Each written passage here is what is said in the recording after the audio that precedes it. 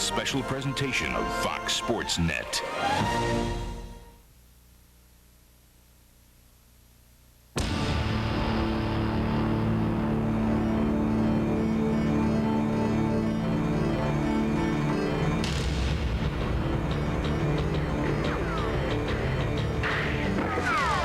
Today, the road to Indy tangles in the wild, wild west. You're always passing, and if you get past a couple of guys, bang, there's more traffic ahead of you. It's like a bullfight, really.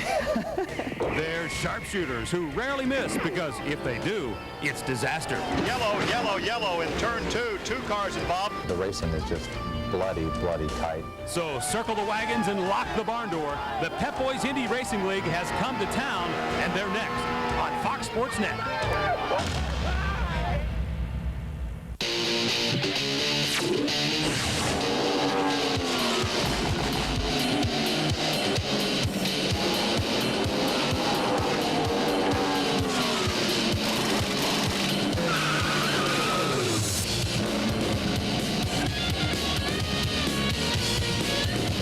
For the first time, Fox Sports Net presents Pep Boys Indy Racing League Series. We're live in Phoenix, Arizona for the MCI WorldCom 200. Good afternoon, I'm Dave Calabro, and welcome. It's a spectacular day as we prepare to go racing. This is the first of 8 races you'll see this year as we follow the Pep Boys Indy Racing League Series. Now, if you've never seen this form of racing before, well, you're in for a big-time treat. Strap on the old seatbelt because we're going to go high-speed drama here in the wild, wild west. And my colleague is 25-year racing veteran Jack Arute. Jack, a gorgeous day to go racing. It is, and I'm going to give our viewers 3 words to consider throughout the course of the race: opportunity, open wheel, and ovals. Consider opportunity. For a team like Kelly Racing, they've already got Scott Sharp on the way to victory lane. He's won before. Mark Dismore qualified on the outside pole for this race. He'd like to cash in on that and join Sharp as an IRL winner. Then, of course, open wheel. In open wheel racing, you can't lay back on what you accomplished in the year before. You've got to push the envelope. That's the case with A.J. Foyt's team.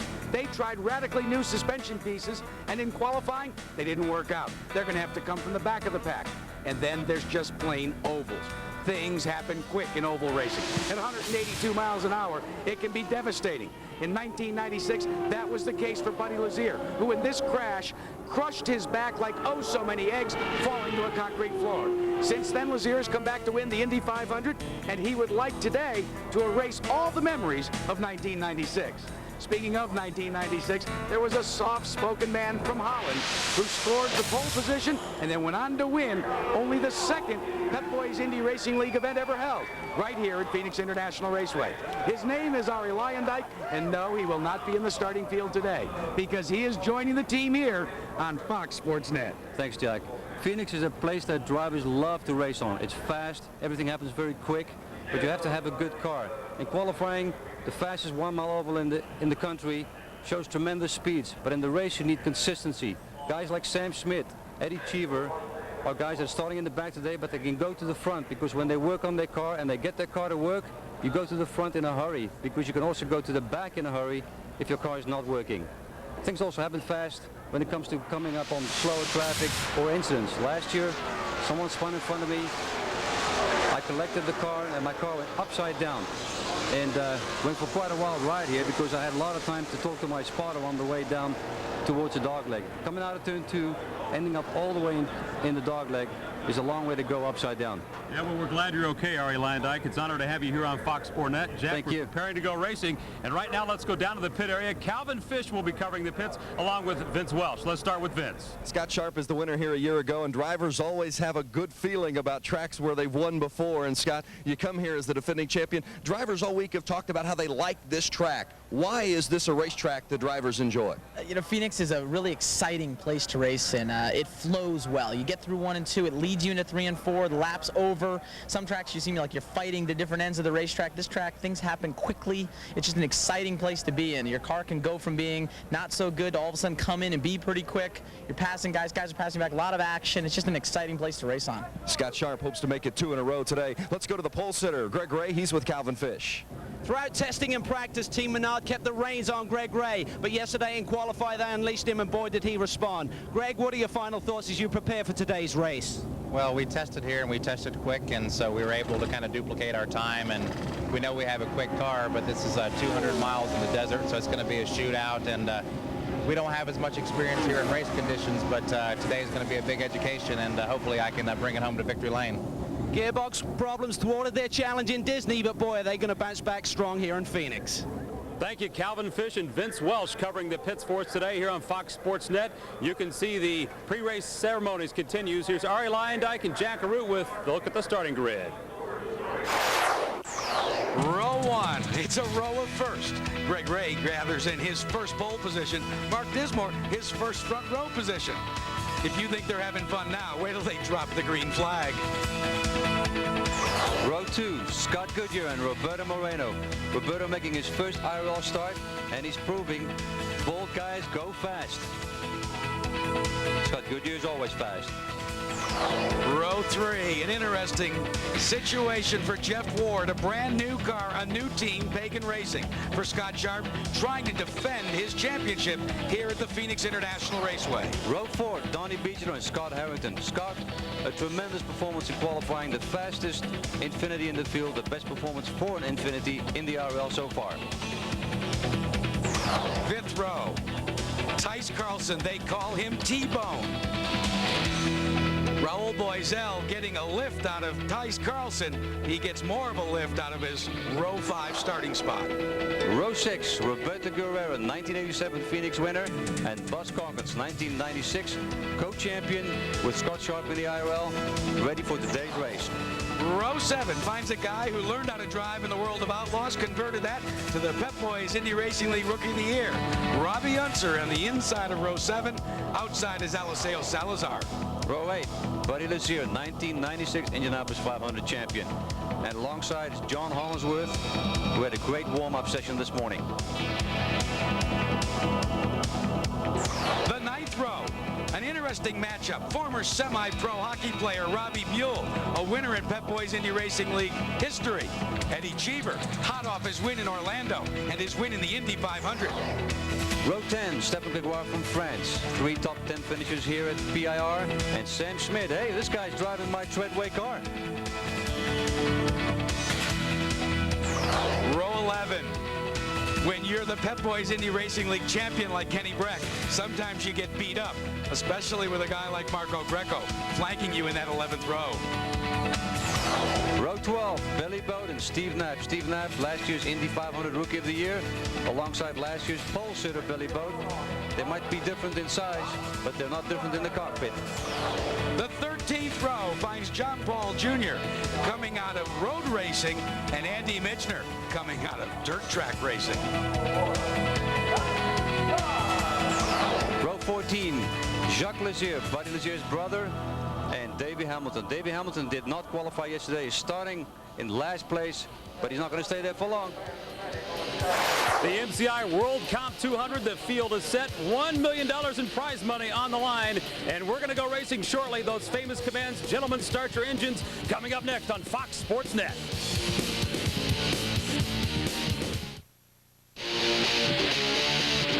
Today's Pep Boys Indy Racing League event, the MCI WorldCom 200 on Fox Sports Net, is sponsored in part by MCI WorldCom, the official long-distance and local service provider of the Pep Boys Indy Racing League. By Pep Boys, cars like us, people love us. By Pennzoil with Pure Base, made for the way you drive. Stop, go, Pennzoil. And by Firestone, America's tire since 1900. Welcome back. A beautiful day in Phoenix, Arizona. Dave Calabro, Jack Arute, Arie Luyendyk, Calvin Fish, and Vince Welsh preparing now for the MCI WorldCom 200, the second race of the season, the Pep Boys Indy Racing League Series here on Fox Sports Net. Let's go downstairs for those famous words in racing. Here it is. Gentlemen, start your engines.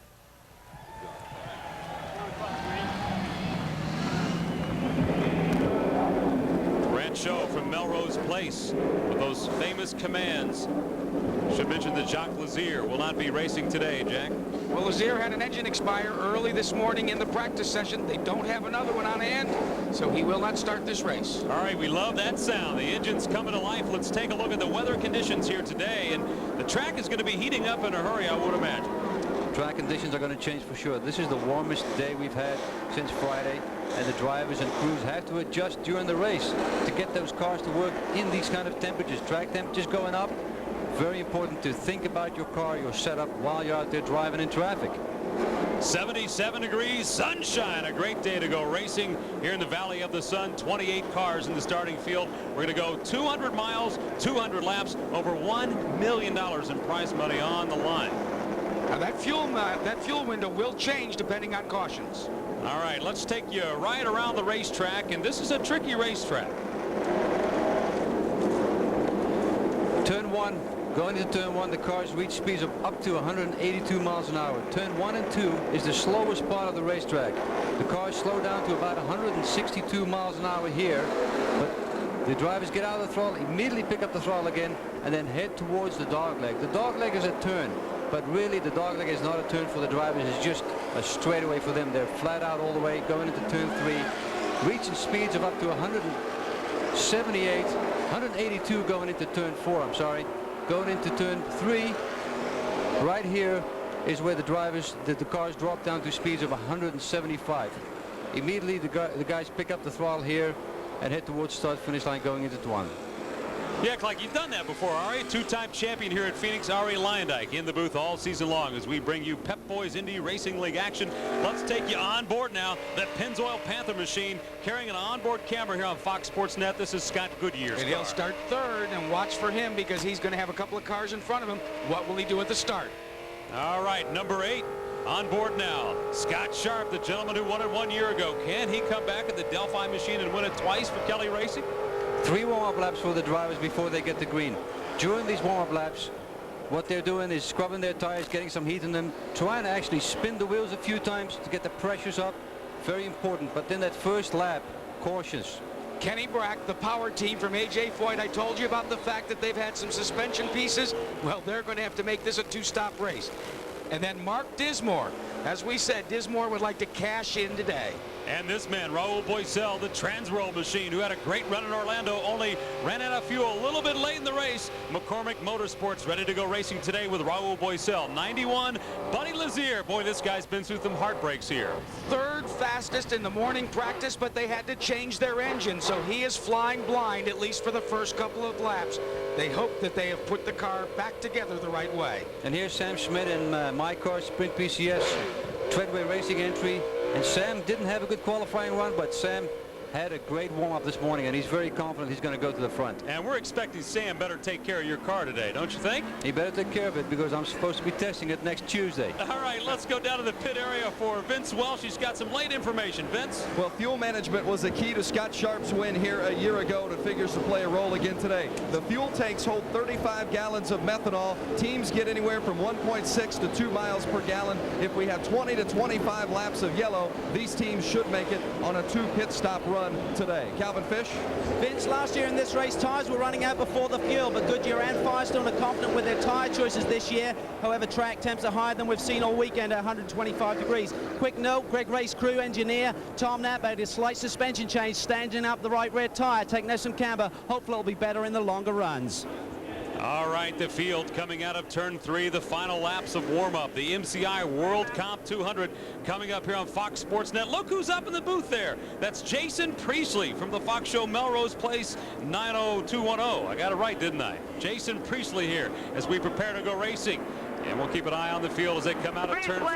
The green flag comes out, and we're racing at Phoenix. And quickly down low, it's Mark Dismore grabbing the lead.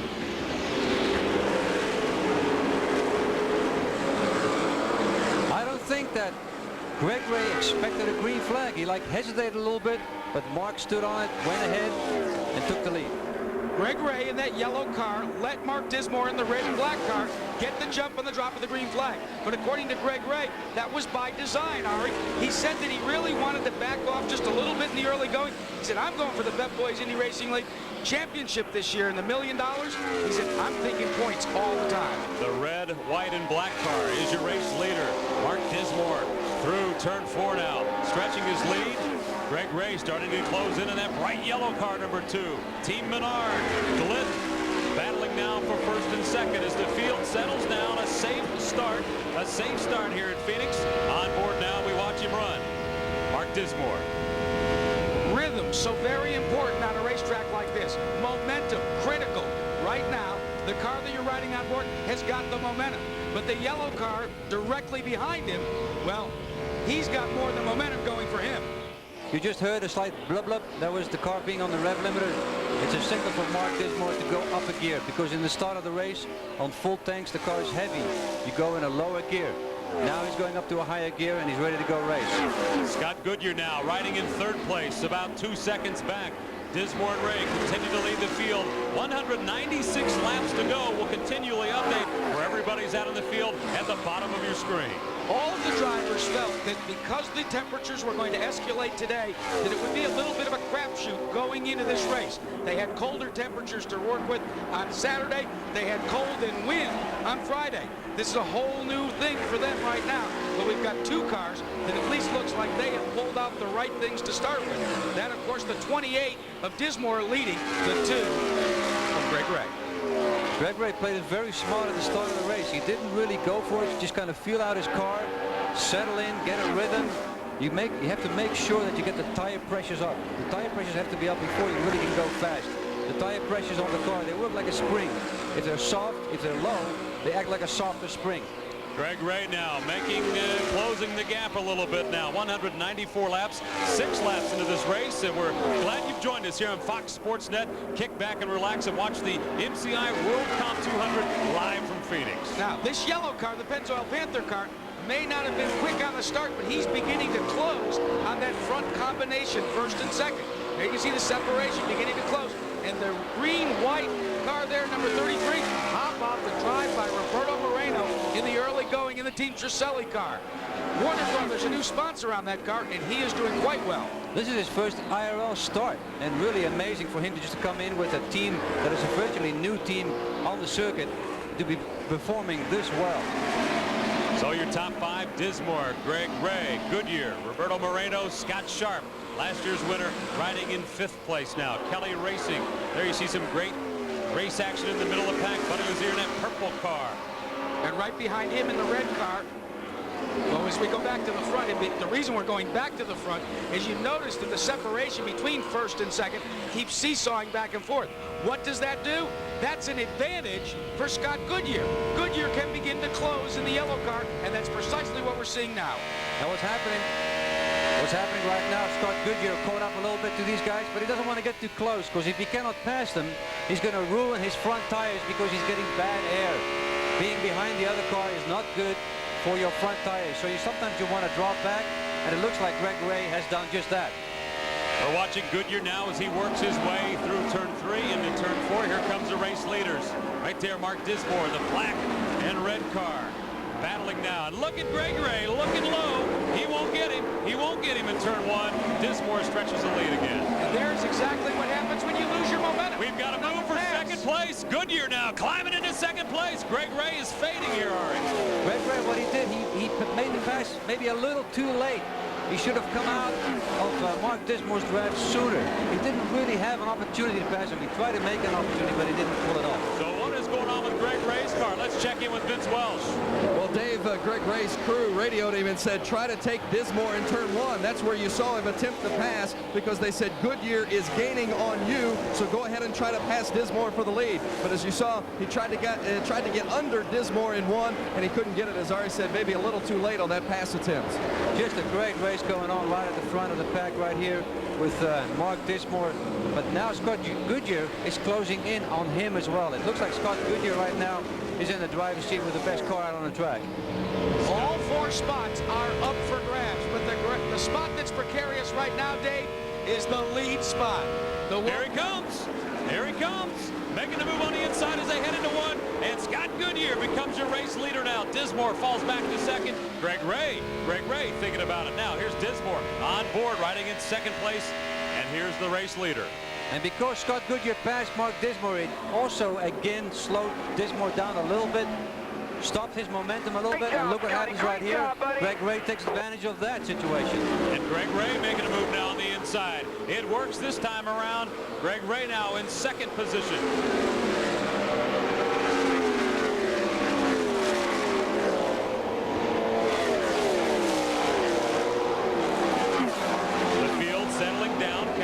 Has an update on Scott Goodyear. Well, following this morning's warm-up, Scott Goodyear and Andy Brown, his engineering consultation, they are very happy with the tire wear progress with the right front Goodyear. Typically, that's a problem here in the very demanding turn 1 and 2, but they're very comfortable with the tire wear rate. They think they're going to have a tire that will last the entire stint. And Ari, as you mentioned, sometimes that is a concern around this Phoenix racetrack.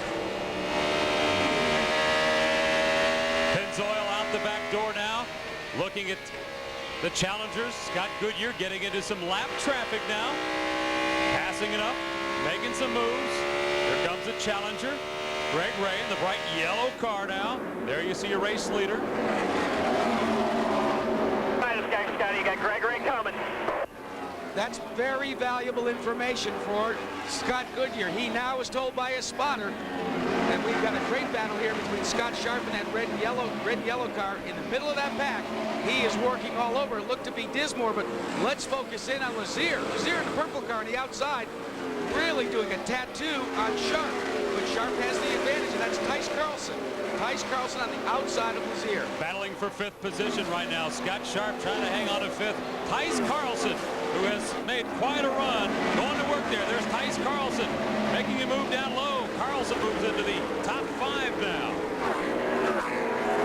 Carlson had high expectations for today. He dropped over 30 pounds in the offseason to try and lighten himself up because you weigh these cars with dry weight without a driver. He's also said because that car is a car that has won here before. Back in 1997, the Blueprint team, he said, hey, I think this is the best shot I've had in a long time. Donnie Beachlow trying to make a move around Scott Sharp. You're watching exciting Pep Boys Indy Racing League action here on Fox Sports Net, the MCI WorldCom 200. Let's don't go to break. We've got an accident in turn 2. We'll be...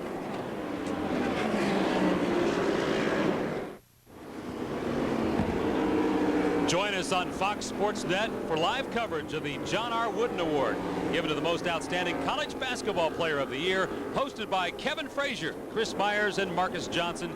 Don't miss it this Friday at 7 o'clock Eastern to 4 o'clock Pacific here on Fox Sports Net. Now, while we went to commercial break, here's what happened with Roberto Guerrero. Guerrero and Price Cobb's number 50, the blue and white car, right there, just literally spun around. And Ari, they say that the drivers, especially coming out of the corner, if you don't get the bite, the back end will come around on you. And what Guerrero has done here is, as soon as he noticed he was going to spin, he just kept turning left to make sure the car doesn't go to the outside of the track and hit the wall. And he got very lucky here that he didn't get collected by anybody behind him. We're back to green flag racing now. Scott Goodyear maintains the lead. There he goes in the Pennzoil machine. Greg Ray is second.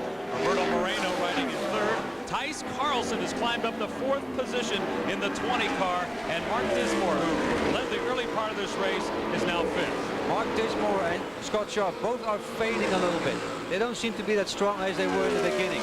This has happened before with Kelly Racing, where they're very strong in qualifying, but then fade in the race. Now these two drivers have to think, what do I have to tell my crew?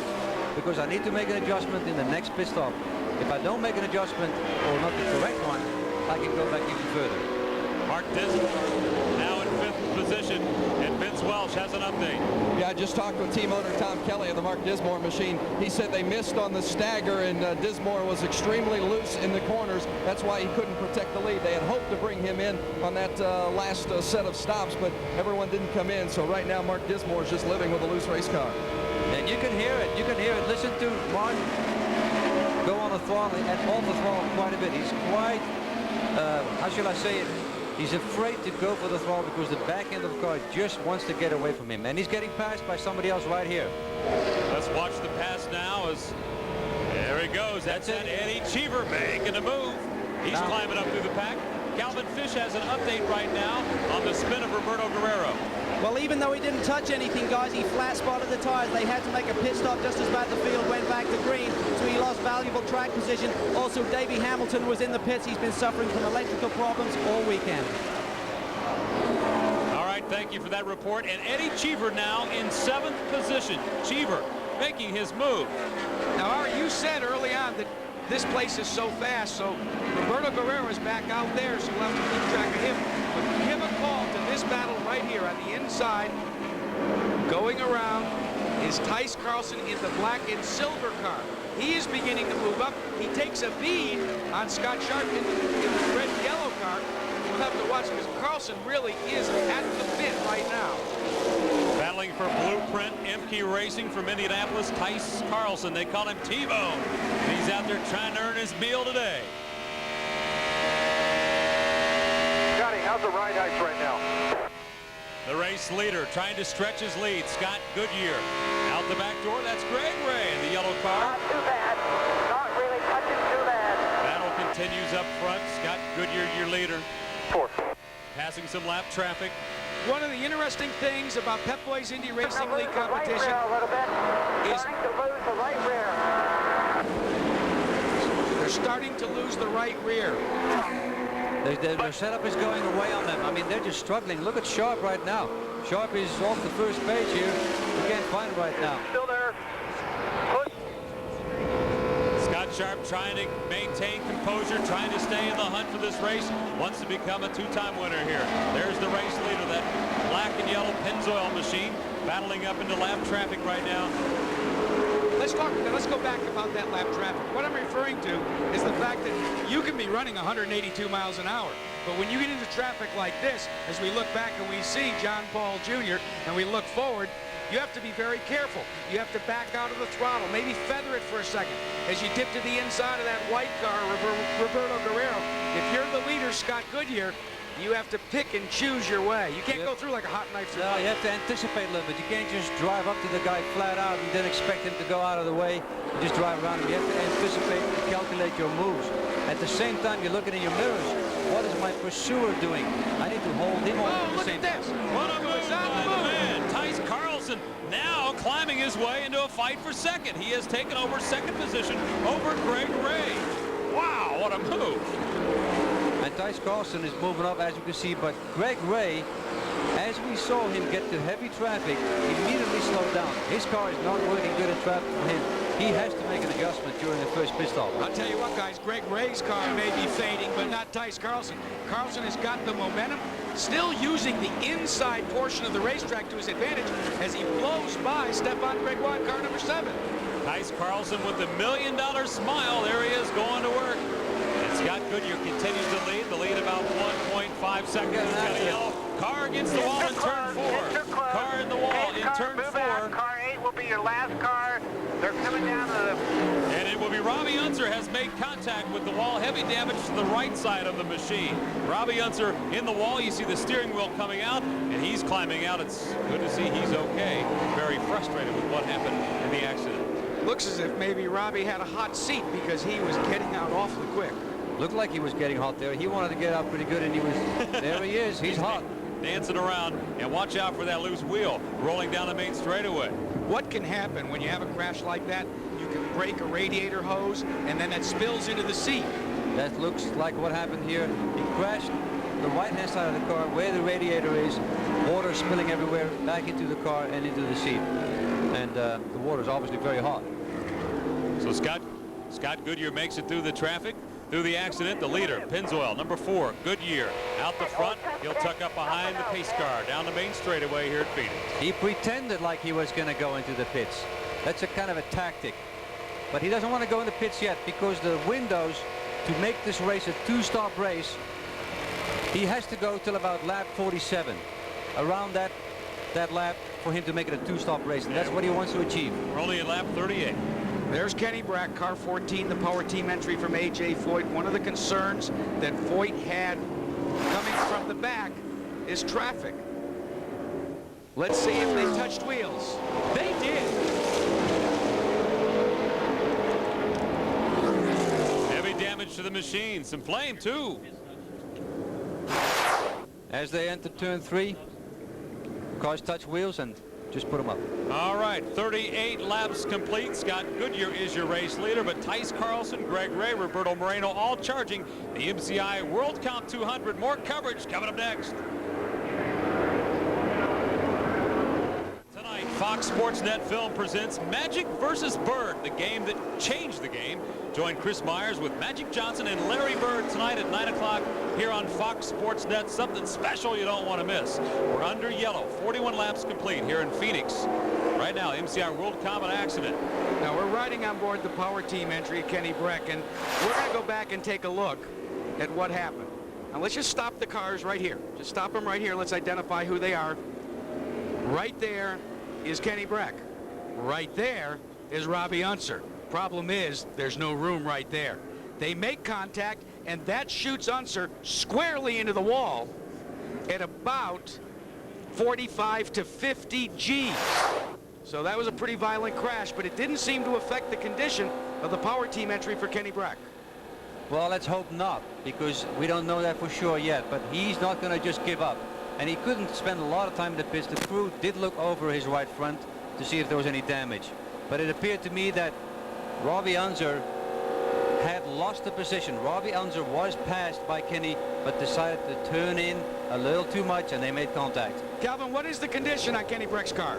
Well, I just spoke to the team, Jack, and they're very confident that there's no damage, but until you get running again, as Ari knows, you really can't tell. If he's towed that front wheel out a little bit, is he going to change the balance of the race car and also affect tire wear? A lot of times the steering rod is it's thin. You know, it doesn't take much to bend that a little bit, and it will change your toe in, so the right front might be towed in somewhat, and it could create a bad handling car. We'll find out soon. All right, 42 laps complete. Scott Goodyear is still the race leader. Vince Welsh has an update. Yeah, very smooth stop for Goodyear when he came in. They took on tires and fuel. Crew chief Kevin Blanche was giving high fives to his crew members. They got him in and out very quickly. They believe they can win this race in the pits, particularly on a two-stop race. Eddie Cheever just up the line. He's moved up 14 spots to fourth. They made significant changes. Les Stagger, and also took out a turn of the wing, but he's obviously running well in traffic up from the 18th starting position to number 4. All right, watching Eddie Cheever. What a charge he has made from 18th up to 4th. Last year's Indy 500 champion climbing in the children's beverage car, the blue and red machine. Tice Carlson's dropped from 2nd to 15th because of a rough pit stop. And we're going to go back green racing here shortly. Goodyear in first. Greg Ray has successfully pitted. He's in 2nd place. Roberto Moreno in 3rd. More exciting racing on the Pep Boys Indy Racing League Series coming up from Phoenix. Stay with us. We'll be right back on Fox Sports Net.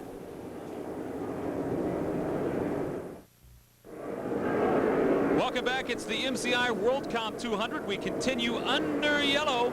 The Oldsmobile pace car, though, about to pull back into the pit area, and we're going to go back there. Green flag racing, and here we go. Scott Goodyear, your race leader in the Pennzoil machine, getting around live traffic. That's the yellow and blue car. The yellow and black car is your leader. And here we go on board. We got a crash in turn 1. A crash. 1, 2, 3 cars involved. He's in turn 3. And Kenny Breck, the 14 car, the power team car is involved in the accident. The blue and yellow car directly above him, that is Robbie Buell, so this is a tough crash here in turn 1. Kenny Breck on board now as he signals to the crew there, pushing on the radio there. You see him on the steering wheel. Kenny Breck involved as we go to the restart here, Ari. Oh boy, miscalled that one. Car number 35. That is the 2nd crash for Steve Knapp. Knapp crashed in the first day of practice, and now he's taken the Thermotech car into the wall hard in turn 1. That was the only crash the whole weekend and during practice, and unfortunately for Steve Knapp, this is his 2nd crash of the weekend. Lap 47 on the restart, an accident coming into turn 1. Kenny Breck and Steve Knapp. Steve Knapp in the blue and yellow car climbing out, and Kenny Breck also climbing out of the power machine. And most importantly, glad both drivers will be okay. Kenny waves to the fans here today in Phoenix, signaling he is okay. One of the problems on restarts is all of the drivers starting to come back up through the gearbox, building up their momentum. One of the problems that might have occurred is what we call the bump and grind, where they bump into each other. Kenny Breck reportedly saying that that's what precipitated that crash. Somebody bumped into the back of Kenny Breck and caused that accident. There's a lot of debris on the front straightaway right now. Now you got to wonder if it wasn't Raul Boisel, because they have just completed changing the nose on that car. Generally, when you hit another car, you will shear off the wings on that nose.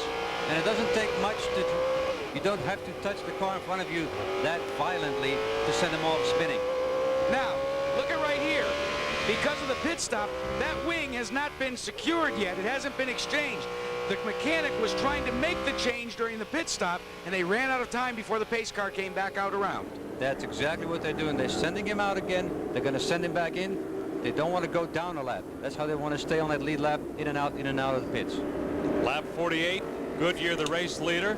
As we go under yellow for the accident in turn 1, again, both drivers involved are okay. And we can tell you that the main straightaway, turn 1 being cleaned up right now. So the field will slow. Now, watch what happens here, fellas.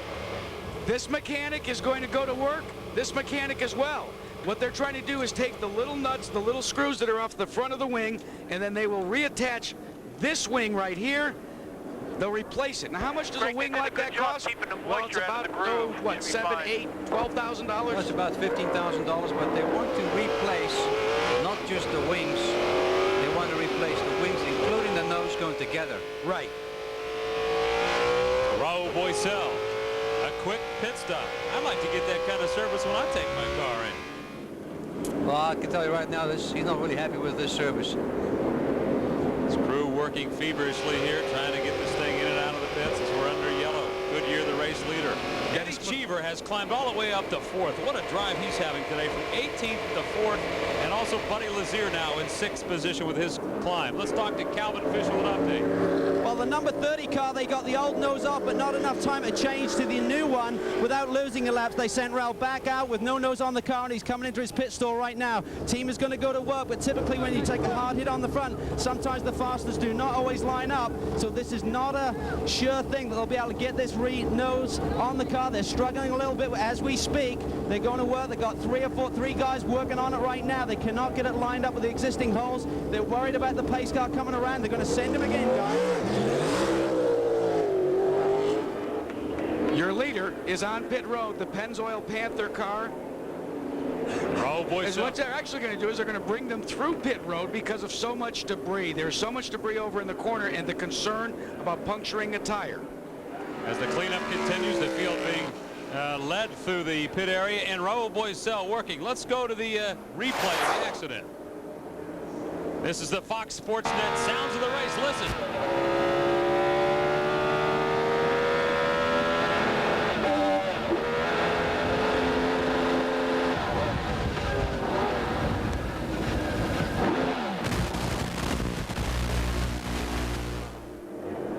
Big impact, but clearly Kenny Bragg was hit from behind and just sent spinning down the straightaway, bouncing off the straightaway wall and coming to a rest in turn 1 there and collecting Steve Knapp on his way.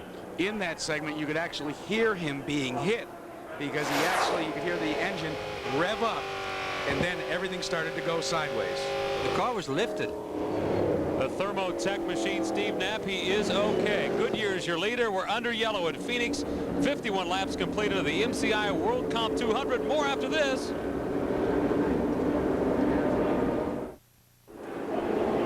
You're watching exciting Pep Boys Indy Racing League activity on Fox Sports Net. It's the MCI WorldCom 200, and right now the race leader is Scott Goodyear. An accident involving Kenny Bragg and Steve Knapp.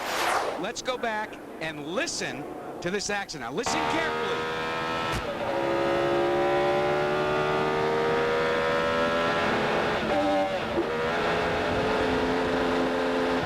Did you hear that? Kenny Bragg missed a shift.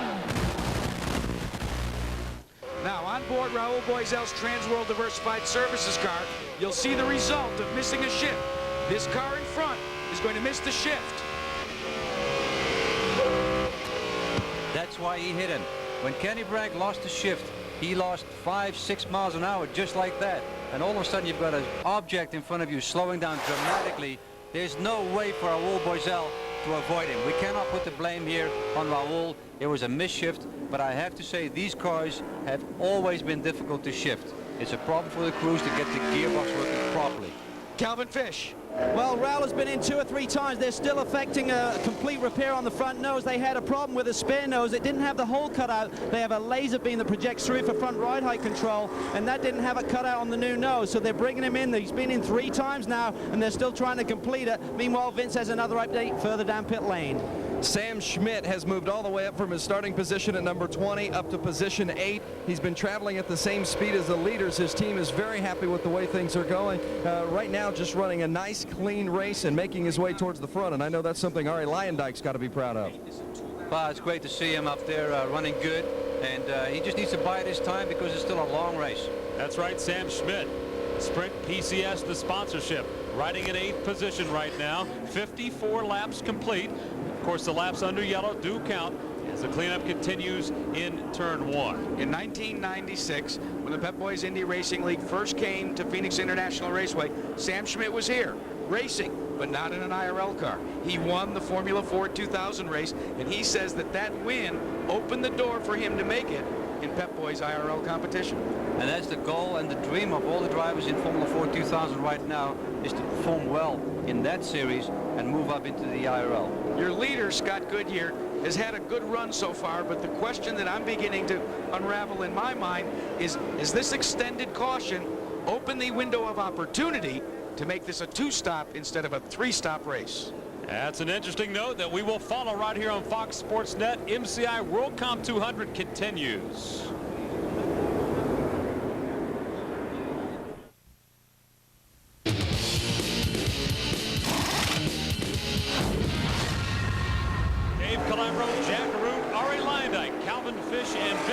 Bringing you the MCI WorldCom 200 here on Fox Sports Net. Second race of the season here for the Pep Boys Indy Racing League Series. We're under yellow after an accident. 58 laps completed. We're going to run 200 today, and next time round we're going to go green. Vince Welsh is in the pit area. Vince? Put a follow-up on Calvin Fisher's comment before the break about the pit stop. The teams, I visited with a half-dozen teams. They told me they're very close to making it on 2 stops, but they're just not quite there yet. So it's at this point, as Calvin reiterated, too much of a gamble to guess that you could go on 2 stops, but they're very close if they have another substantial yellow. All right, thank you for the update, Vince Welsh. The Oldsmobile pace car will come off. Turn 4 into the pit area. The green flag flies from official starter Brian Howard, and the race leader Scott Goodyear picks it up as they come down through turn 1 where the accident was. You'll see the kick up of the smoke from the oil dry there in 1. And everyone's safely through the turn right now. But the battle that we're watching is right here, and that is Eddie Cheever in the white stripe, blue and red number 51. Cheever is on the move coming from that 4th spot. Cheever was actually battling pretty hard to get around Marco Greco, who is a lap behind, but Marco Greco would like to get around everybody in front of him to get back on the lead lap. Greg Ray challenging now, about 1.6 seconds back of Goodyear, the race leader. Eddie Cheever, 140 laps to go. Cheever says that he has learned one thing since he added Owen Snyder as his crew chief, and that is to wait and let the race come to him. For Buddy Lazier, who we ride on board and we watch in the purple car, he's trying to make as big a move as he can. He knows now that his engine is strong, so now he can go racing. These guys, exactly the guys we talked about, Buddy Lazier, Eddie Cheever, coming from the back, looking really strong, just like Sam Schmidt right now in 8th place. Buddy is challenging Mark Dismore. Eddie is closing in on 3rd place, Moreno. Back with the race leaders, the yellow car in front, yellow and black. Scott Goodyear, the Pennzoil machine, out the back door. Greg Ray closing now within a half a second. Within a half a second as he continues to look for the lead on board with Scott Goodyear.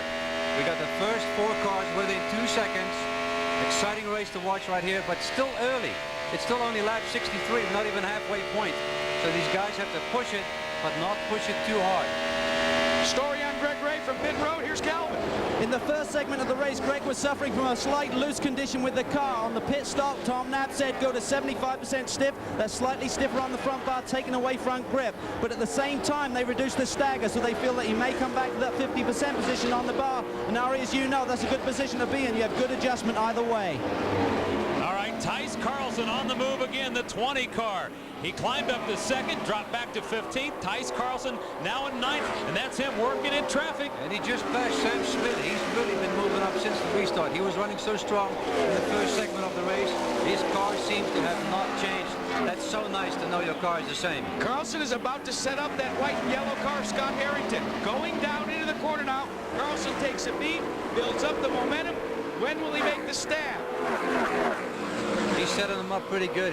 When your car is working around here, it makes life so easy. Let's watch to see how he does it in turn 3. But oh, he's got a problem with the engine. The engine cut loose. Fire on board, and Tice Carlson is in the wall. Carlson in the wall. The yellow comes out on lap 66. What a shame. Tice Carlson running so good. Spun on his own. Not a lot of damage, but he's out of the race. A very likable driver here in the Indy Racing League. He's done some private testing here on a very limited budget. Tice Carlson in the wall. The caution comes out on lap 67. Heartbreak from this kid from Indianapolis who climbed all the way up to second place and had a nice challenge going. Boy, you know, and he works with the Children's Wish Fund at every IRL market, and he's got to be disappointed. A guy that really has a lot of desire. This Blueprint Imke team, they're looking for great things. Let's go back and take a look at the crash. It was telegraphed. As they come around, can we stop it right here? You see the smoke coming out of Tice Carlson's car. What goes on here? I mean, stuff happens so quick. You know, you feel something let loose, but you just can't jam onto the brakes and come to a stop. Before you know it, the oil is underneath your tires and you're spinning. It's the first blown engine of the weekend, and it happened to Carl Tyson, who's having such a strong run. That says a lot about what has taken place in engine development. The first blown tire. There's Tice Carlson out of the machine. He is okay. So Scott Goodyear, your race leader, and we understand that Calvin Fish is standing by. Well, Greg Beck is the engineer on this car. And Greg, any indication he was having a problem out there on the track prior to the engine blowing? No, we're not really sure. The spotter said they thought maybe a tire went down. I really don't know. Tice didn't say anything out of the car. He's okay. That's the main thing. We really had a great run going, and stalled it on the pit stop. Got back going, and you know what? We had a great car today. And This driver of yours seems really focused this year. He's lost 25 pounds in weight. He's been out in the gym and working hard on this season. yes, he has. He's done an excellent job. This whole team has really come together. We've had some really good tests and just building confidence, and it showed today. This team is sure to bounce back strong at Charlotte, guys. The first blown engine of the weekend. And we've got more exciting race action coming up. Lap 68. Scott Goodyear is the race leader. The MCI WorldCom 200 continues after this.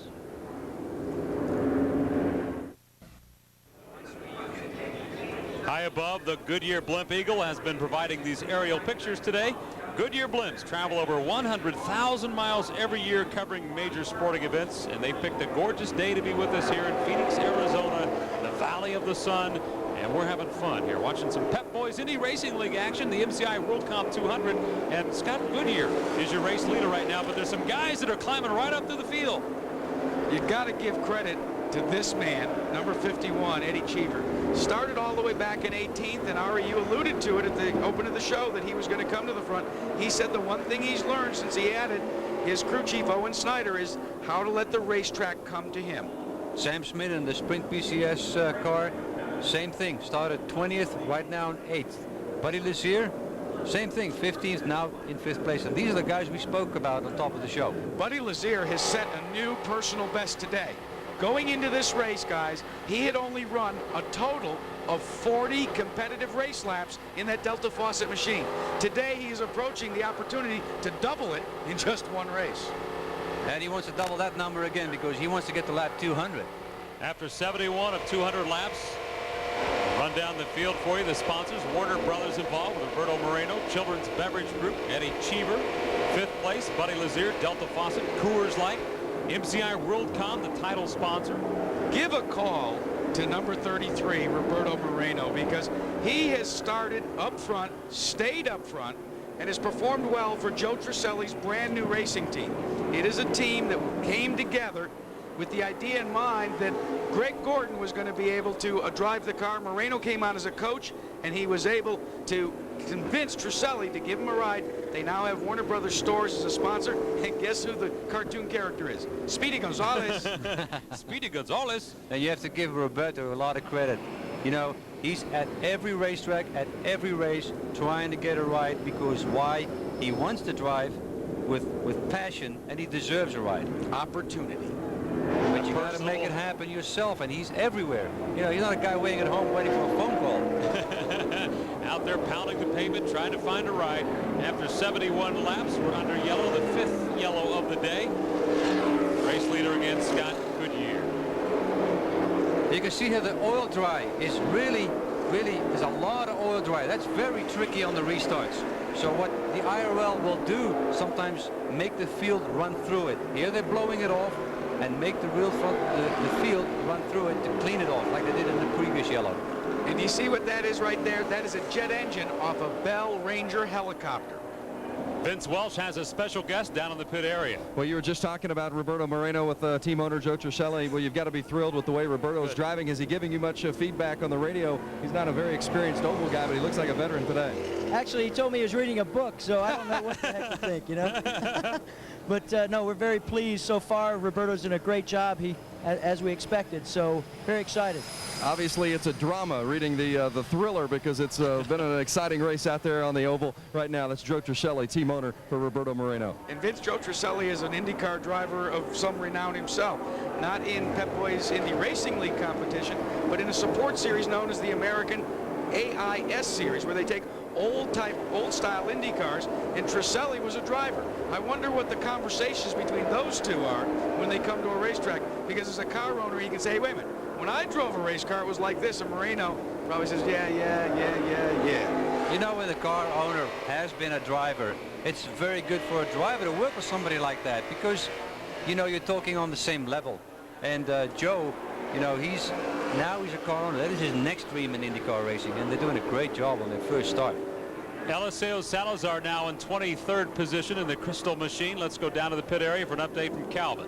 Well, Dave, the car had been running on 7 cylinders throughout the race, so the team took the opportunity under these caution flags to bring him in. Quite a lengthy pit stop, lost several laps even under yellow, while they replaced the injector management system there. They were only getting fuel to 7 cylinders, so they replaced the harness there with the injection system, and he's back on track right now, hopefully fixed and ready to go to the finish. Salazar comes back after a horrendous crash in Dover, Delaware that knocked him out of 7 Pep Boys Indy Racing League events last year. While on the mend, he said he considered retirement, but then the influx of over thousands of well-wishers and cards and emails convinced him that he should consider getting back in the cockpit. He said, I couldn't disappoint my fans.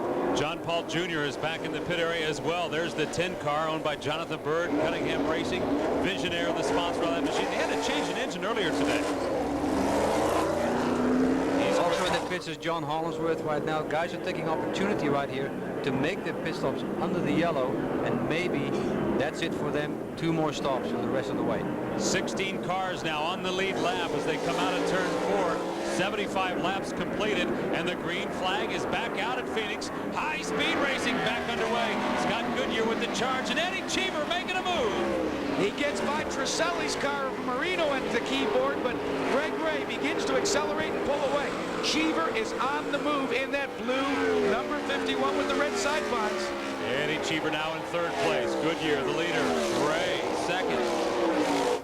Cheever is doing exactly what he did in Walt Disney World there. It's amazing to see how he does it all the time, but Greg Ray is charging right here on the inside for Scott Goodyear. It's going to be interesting. These 2 guys are going to battle. Eddie Cheever is going to close in, and we're going to have a 3-way battle for the lead.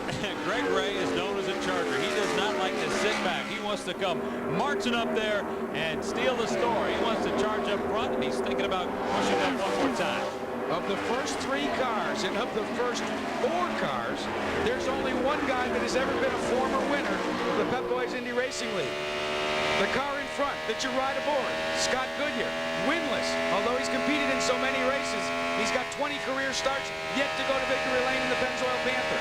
The car right here behind him, the Greg Ray machine, the Team Menard Glidden Paint Century. Greg Ray, best finish ever, 2nd Texas International Speedway. And the car directly behind them, Eddie Cheever Jr. Not 1, not 2, but 3 Pep Boys IRL victories. The latest, the Trans World Diversified Services 200, just a couple of weeks ago in Walt Disney World. Moreno still running in 4th right now. He obviously hasn't won a race. This is his first race.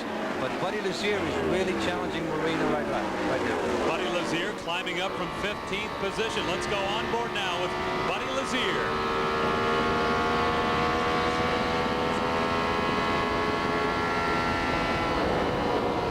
On board with Buddy Lazier, Ari. You can see Buddy is a little bit quicker through 3 and 4 than Roberto. But that doesn't mean you can get close. It doesn't mean you can pass. Passing, getting close to somebody is one thing. Passing is another. The sounds of racing here on Fox Sports Net. Calvin Fish.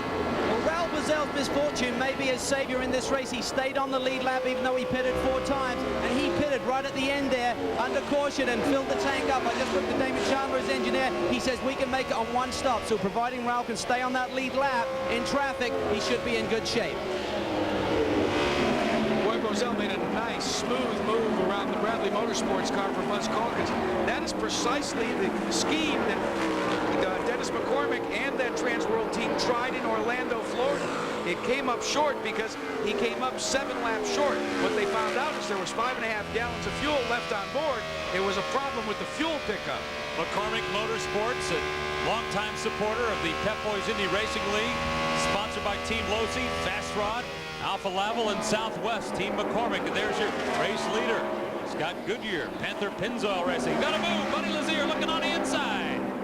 Working through that race traffic, and Lazier tried to take advantage of it, but there's a classic example. Once you lose the momentum, you lose positioning.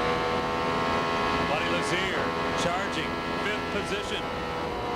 Chasing the leaders about 3 seconds behind. Stalking Roberto Moreno in the 33 car.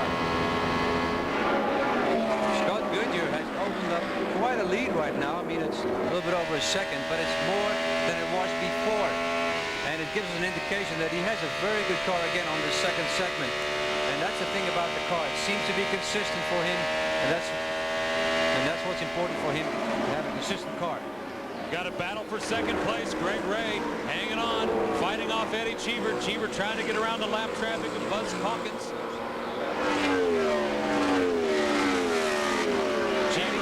Eddie Cheever right now has fallen into a rhythm that suits Eddie Cheever's driving style. What he wants to do is just keep these front 2 cars as close in view as possible. Eddie Cheever never shows everything he has until there's about 35 laps to go in a race. In a race, what you need to do is stay on the lead lap, stay close to the leaders. You don't have to be the leader. You don't have to be the guy out there leading all the time. It's nice to get that extra point, but you don't have to. If you know your car is good, you can make that move later in the race. Cheever down through turn 1, setting up for turn 2, using inside pretty nicely there. Let's go on board with Scott Show. How fast do you go here at Phoenix International Raceway? Well, let the Delphi telemetry show you. 175, as Ari Lyondike alluded to in the track configuration description that he gave you at the start of the show. You drop off down to 142. Coming down the straightaway, you build your momentum, you build your revs, you build the speed. 173, then it drops off for a moment. And across the stripe, you've got the throttle right down to the floorboard. And you go up into about 176 to 175 miles an hour. And remember, what we are watching right now is not a good race car. Absolutely. Scott Sharp is really struggling with a loose car. He's not getting the speed out of the car. He's following other cars right here. So what we see now is something we don't see in qualifying. These speeds are a lot higher in qualifying. Let's go back to the lead now. There he is, the Pennzoil car, Scott Goodyear, chasing victory here today. 91 laps completed. And look who's right out the back door. It's Greg Ray. These cars carry mirrors that are about 2 inches by 1 inch wide. If you can see another car in your mirror, your position is in jeopardy. Scott Goodyear right now sees nothing but Greg Ray in those 2 mirrors. As he works around Raul Boesel, Greg Ray is in a position to strike at any moment. That must concern the Pennzoil Panther driver. Now let's see how quickly Greg Ray can get around Raul Boesel, who has just been put down the lap by Scott Goodyear. Greg Ray closed that 1.3 second gap.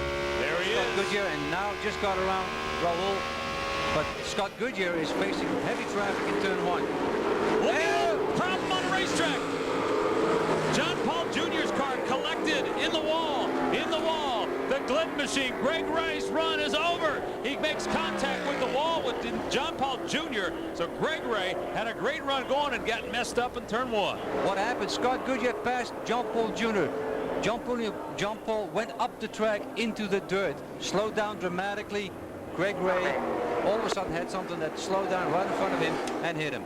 You could see it coming. You could see it coming as they moved up into turn 1. John Paul Jr. got up in there, and you can see he got a little too soft, and then he had problems. Drivers call that the gray area. When you get up there, you lose grip. Losing grip, you actually work the car harder. It doesn't have as much downforce as you would like because you've upset the car. All of a sudden, that's precisely what happened with John Paul Jr. Greg Ray, on the other hand, he was just simply trying to decide where to go when he began to see it unfold and got collected. When you're committed going into a corner, you just can't stand on the brakes and change your line.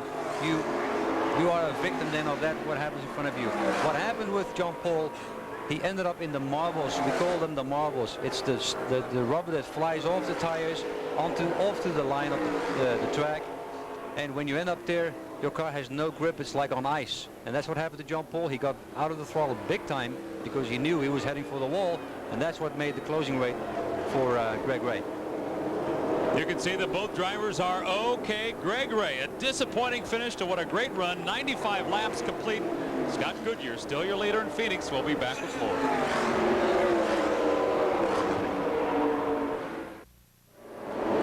We're back live in Phoenix, the MCI WorldCom 200. The race leaders coming in for a pit stop at the top.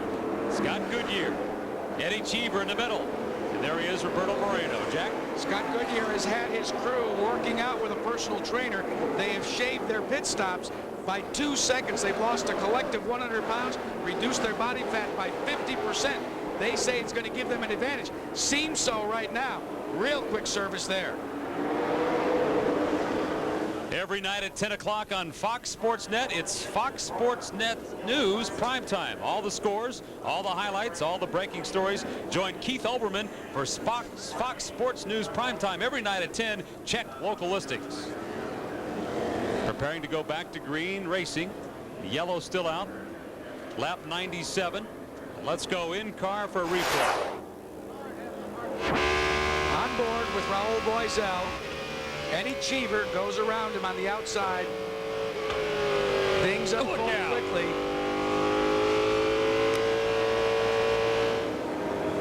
Here comes another angle for you out of turn 1. That was the end of the crash. We saw clearly what happened there on the opening shot. Take a look on the blimp, because when we get to the blimp shot, we'll be able to show you much better what actually transpires, because it's ahead of these guys right there. As you can see, there was quite a bit of difference between the speed of John Paul Jr. and Greg Ray.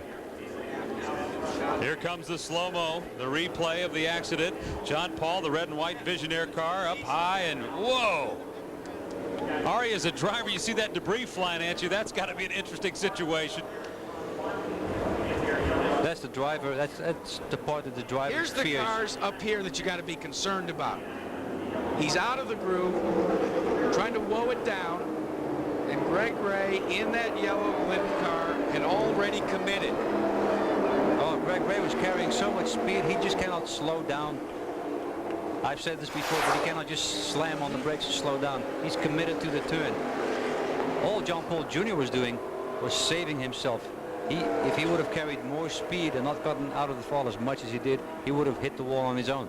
So Scott Goodyear continues to be the race leader right now. We're under the 5th yellow, lap 99, and Vince Welch has an update on the race leader. Yeah, Goodyear got in and out very quickly, just tires and fuel, but Kevin Blanche, the crew chief, wasn't pleased totally with his crew's performance. They thought they could have gotten Scott out a little quicker, but still, he's in position 1, and that's where you want to be at this stage of the race. And let's go to Calvin Fish, who's got some reports on Eddie Cheever's crew. Well, it was like a pit stop competition. The two teams are side by side. Cheever's pit crew a little bit quicker, but as Eddie left the pit, he was concerned. He said his steering was a little off center to what he'd experienced earlier in the race. The crew said, calm down, Eddie. It's just the tires are cold. The stagger will come in and everything will be fine. All right, back up top after the pit stops. Look who has climbed to the lead. All the way from 23rd, Billy Boat is your race leader. Remember, A.J. Foyt and the crew chief on this car, Greg Baranowski, said that what they were going to try and do is let the race come to them. As people began to pit, they felt they could gain position. That is what's earned Billy Boat his spot. Now the car directly behind him, John Hollingsworth, on the other hand, in the PC Save Lycos.com car, has literally just been running solidly all afternoon. Didn't have a great day yesterday, but he went to his backup car today, and he started in that 16th position. He's the runner-up right now. John Hollingsworth, the gentleman who has the team based out of Dallas, Texas. Interesting with him, every day he goes to Wendy's and picks up Frosties for the crew. Every day he does that, making sure these guys know that he cares about him. He wants to go fast. There he is in the 42 car right now, Hollingsworth. Let's watch one more replay for you from an accident that happened just moments ago here on Fox Sports Net. This is the leader looking back.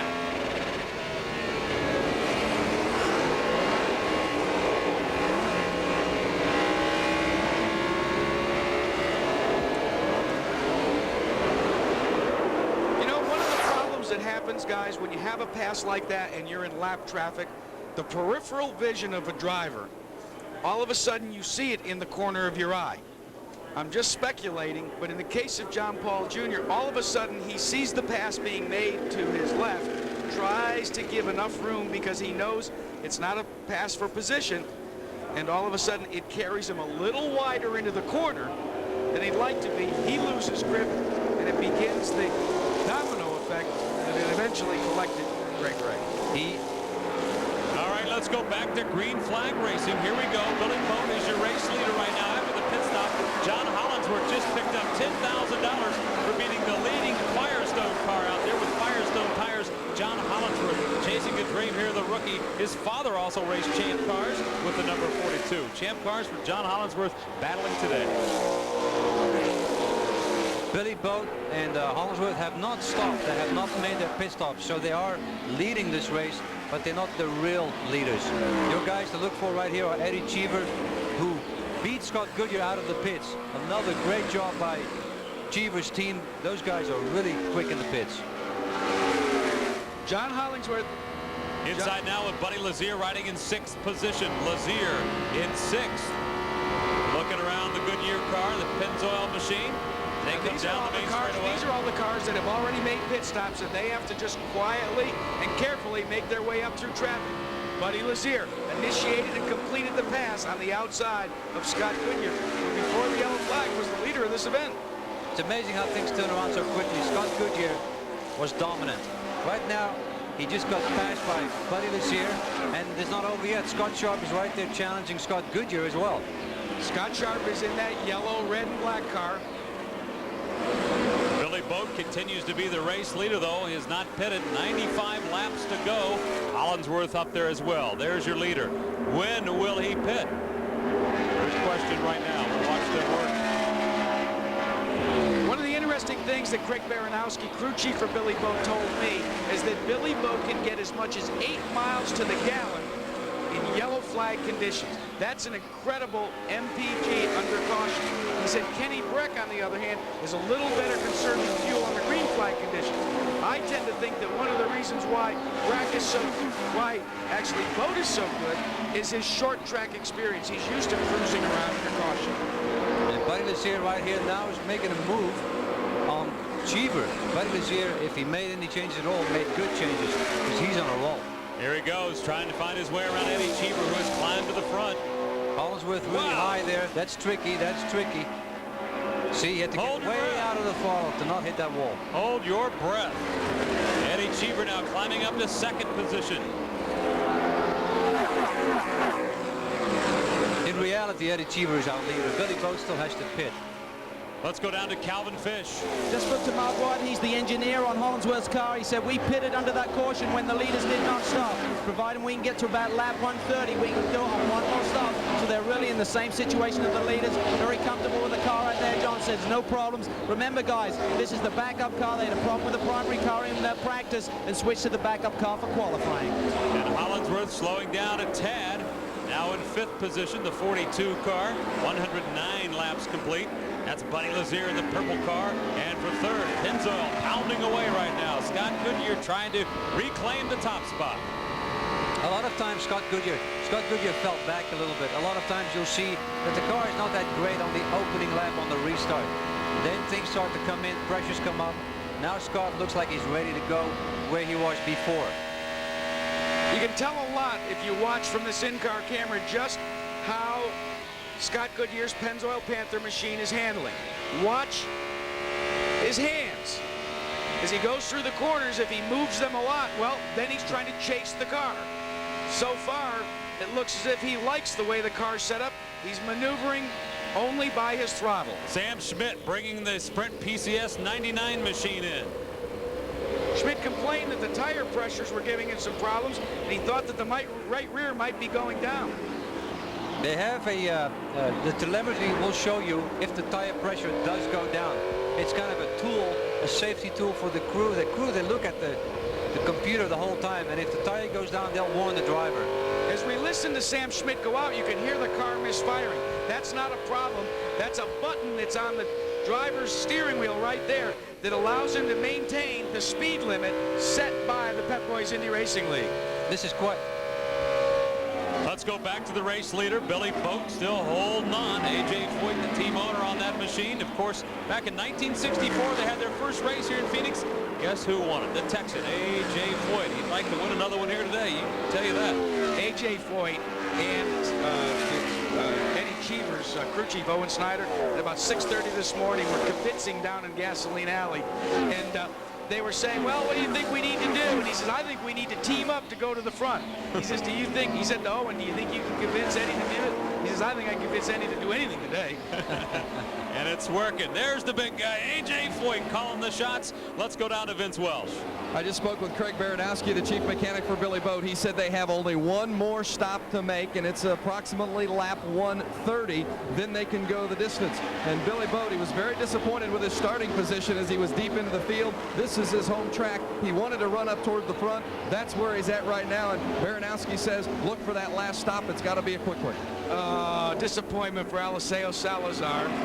After missing qualifying for the first race of this 1999 season, qualified well today, was posted in 22nd, but now with 117 laps completed, he pulls his Cristal car behind the wall. Cristal, the largest selling beer in Chile.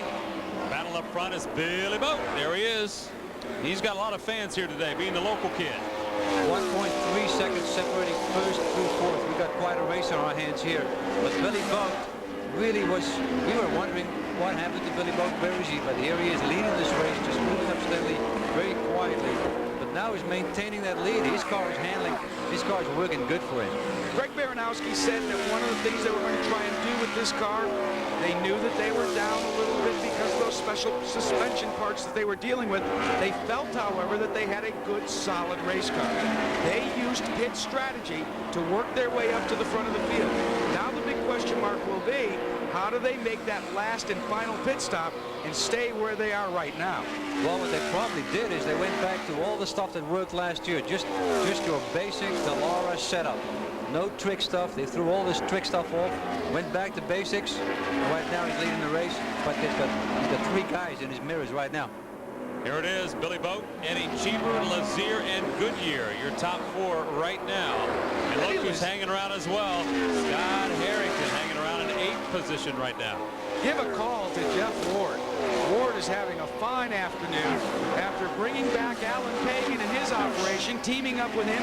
Ward brought Mitch Davis over to Alan Pagan, and they're trying to make a good display today because they are actively seeking sponsorship. And look at this man on the move. Buddy Lazier started 15th, thinking about challenging for second right now.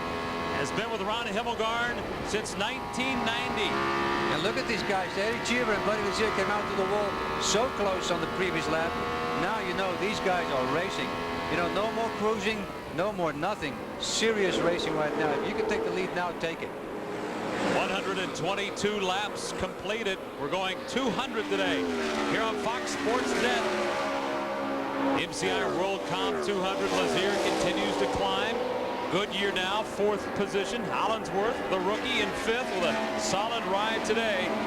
Buddy Lazier started 15th, and look at the climb he's made. All the way up to 3rd.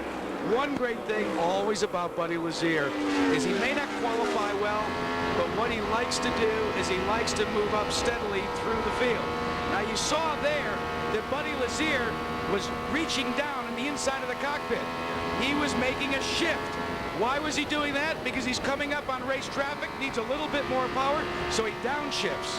Actually, what happened here, he went up a gear because he was hitting the rev limiter because he's running so close to Eddie Cheever. He had to go up a gear because you don't want to have the car hitting the rev limiter. It can damage your engine. Man, this is some fun racing right now. I'm starting to chew my nails. We've got 125 laps. Look at that. Buddy Lazier is just all over Eddie. And right now he's getting a good run off of turn 2. Headed towards dog leg. Let's go to Calvin Fish. Well, Buddy is having a great run. I just spoke to Ron Hemmelgarn. He's very happy with the car. They said we have not adjusted the car for the whole race. Buddy is good to go on one more stop. He, like Hollinsworth, pitted when the leaders did not. So their pit sequence may be a little out with the leaders, but they can do it on one more stop, guys. 74 laps to go. Who are you cheering for today? Billy Boat, the local kid, is up front. Eddie Cheever, the defending Indy 500 champion. Buddy Lazier trying to tame the Phoenix Smile, hanging right in there. Goodyear is fourth. You're Billy Boat, and you're pulling onto pit road, and that gives the lead over to one Eddie Cheever. It is time for A.J. Foyt's crew to go to work for Billy Boat. Let's go down to Vince Welsh. He's standing by to call this pit stop. The red Dallara pulls into the box, hits his marks perfectly, and the crew is changing all 4 tires and adding fuel. Remember, this is the last stop for Billy Boat. He was on the pole 6 times last year. He won at Texas. Would like to get another victory here today. They're filling up. They're finally pulling the hoses away, and it's a smooth stop for Boat, but it's not the quickest stop. 15-1, 15-1. And we've got a pass, attempted pass for the lead. Buddy Lazier looking at Eddie Cheever, but Cheever says, you know what? You're not getting around me just yet. Look at 3 guys here battling for the lead on lap 129. Scott Goodyear is right there behind Buddy Lazier. Eddie now is coming up on traffic. He lost his momentum and lap traffic. Pass. What are you going to do in the lap traffic? Hanging in there, and the leader sneaks through. Eddie Cheever hanging on the lead. Lazier looking for a way around. It's a busy place out there. This is so much fun when you're out there dicing with all these cars. These guys are dicing each other and back markers. Oh, wait a minute. Fun. This is fun. This is fun. This is fun for you because you're not in the cockpit. You're up here enjoying it. This is fun for me up here and fun for me when I'm down there. Eddie Cheever, 70 laps away. 70 laps away from taking his 2nd race of the season in the Pep Boys Indy Racing League. I hope you folks are having fun like us. 5 leaders so far today. Hey, Dave, don't give it to Eddie Cheever by any means yet, because Buddy Lazier is continuing to run and be all over Eddie Cheever, kind of like a cheap suit. And I'm admiring the way that Lazier is maintaining a certain amount of discipline. We're having a lot of fun. Stay with us. Eddie Cheever is the race leader right now. The MCI WorldCom 200. We'll be back.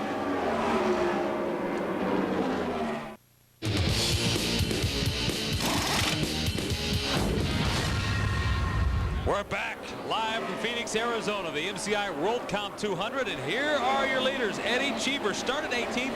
He's in first. Buddy Lazier second, charging from 15th. And look at this, Scott Harrington hanging around there. He started 8th. He's in 6th. Robbie Buell now up from 17th to 8th. Roberto Guerrero climbing up to 9th after a spin early in the race. Now, who's out of the race? Davey Hamilton, Robbie Unser, Steve Knapp, Kenny Brack, Tice Carlson, all out of the race. John Paul Jr. in an accident. Greg Ray out. Eliseo Salazar watching as Eddie Cheever is the race leader. There he is. Boy, Howard, you called it at the top of the show. You said we should watch for this Children Beverage Group car, and Eddie Cheever has done what we saw him do in Orlando. He's repeating it again today. I think it's a strategy that he just wants to use because today's payday. Today's points day. Today's points day. This is what counts. And the race, you know, it's nice to go fast and qualify up there, but the race is what it's all about. At the end of the day, if you're leading, starting from 20th, it feels as good as leading from the pole. So you say when you get older, you get smarter? Is that what you're telling us here, Mr. Lyondike? Well, that applies to Eddie for sure. I mean, I can guarantee you that. As good as the day has been for Eddie Cheever, it has not been a great day for Kenny Brack. Earlier today, Kenny Brack had more than his share of problems. Brack, the defending Pep Boys Indy Racing League champion, really had high expectations for this afternoon. Unfortunately, a close encounter right there, got bumped. Then he came down into the corner here, got bumped again. Woo!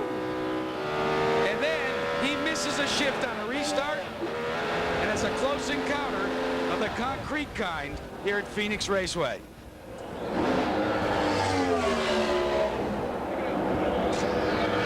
Defending champion Kenny Brack's had a tough start to the season. Kenny, we saw from the in-car camera that you missed the shift, but you say it was a problem with the NAP car in front of you that created the situation. Yeah, NAP missed the shift, and I avoided him, and I missed my shift.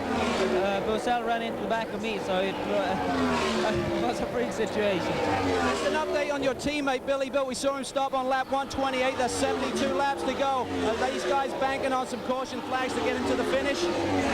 Well, we're thinking if it stays green, we can have a chance. No, yeah, but it looks good right now. Well, better luck at the next one, Kenny. It's been a tough start for you. Thanks a lot. All right, we'll continue to watch Billy Boat, and the leader right now, Eddie Cheever. There he is, moving to the inside of Roberto Guerrero. Eddie Cheever, your race leader, 145 laps completed. He tries to go around lap traffic. That's Robbie Buell's machine. The sit-down connection car. Robbie Buell is not a lap down yet. He will do everything he can to stay on the lead lap. I'm sorry, he is a lap down. Jeff Ward has made a nice charge today. 145 laps complete. Ward now riding in fourth, known as a Charger. He trained on a bike in the desert, hottest part of the day. 120-degree temperatures, preparing to spend the afternoon under the hot Phoenix sun to go racing. Eddie Cheever now pounding. More traffic coming up. 147 laps completed. Buddy Lazier in second. Look at the traffic and look at the slicing and dicing going on here. I asked a driver what it was like to run in heavy race traffic, and he said, if you want to do it, go on the LA freeway, put your cruise control on 75 miles an hour, and then try to slice and dice your way through side-by-side traffic. Look out, we got problems. We got problems. Buddy Lazier's in the wall. Contact is made. Eddie Cheever as well. Eddie Cheever, the race leader, also in the wall. So much traffic, it caught these guys out. Unbelievable, unbelievable. There it is, Eddie Cheever and Buddy Lazier both in the wall, nowhere to go. They were bunched up, trying to find their way through turn 3, and Lazier climbing out of the car right now. Himmelgarn Racing, Eddie Cheever there. Blue and red car. Both drivers okay. Things happen so fast here. Boy, you could feel that coming, couldn't you? There's nothing you can do. So Eddie Cheever, you can see he's very upset with what happened here. This is a tough time for a driver because the emotions are just running so high. First of all, you're dealing with adrenaline. Yeah, and you know what? It's a tough time for me to watch this because this was such a good race going on. Eddie was doing such a good job, as was Buddy Lazier. We'll have to have a look and see exactly what happened. It was just a shame. But suddenly we have 6 cars on the lead lap with 50 to go. And guess Mr. who's Goodyear is the there. lead? Scott Goodyear in the Pennzoil Panther. He says, hey fellas, I'm back. Jeff Ward is second. The Oldsmobile pace car up ahead. Scott Goodyear must have missed that narrowly because he was really close to these guys.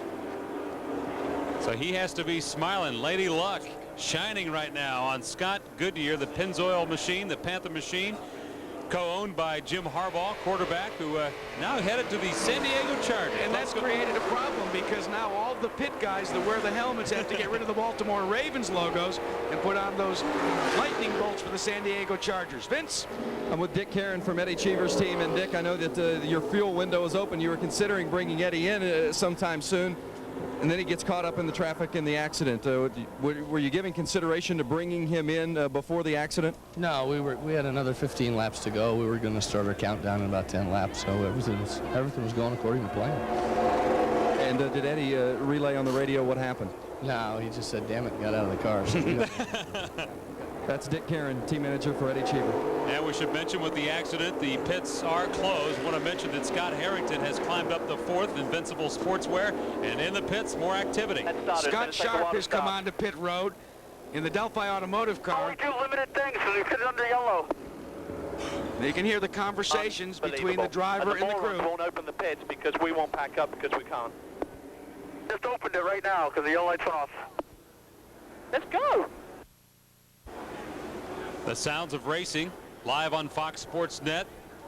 And the cleanup continues at the race course as the race leader involved in an accident.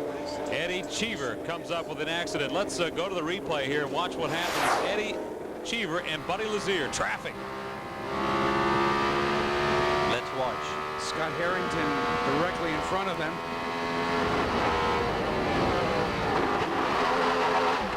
You know the analogy that I used about coming up in heavy traffic with your foot on the accelerator, actually the cruise control? That's all that this is all about.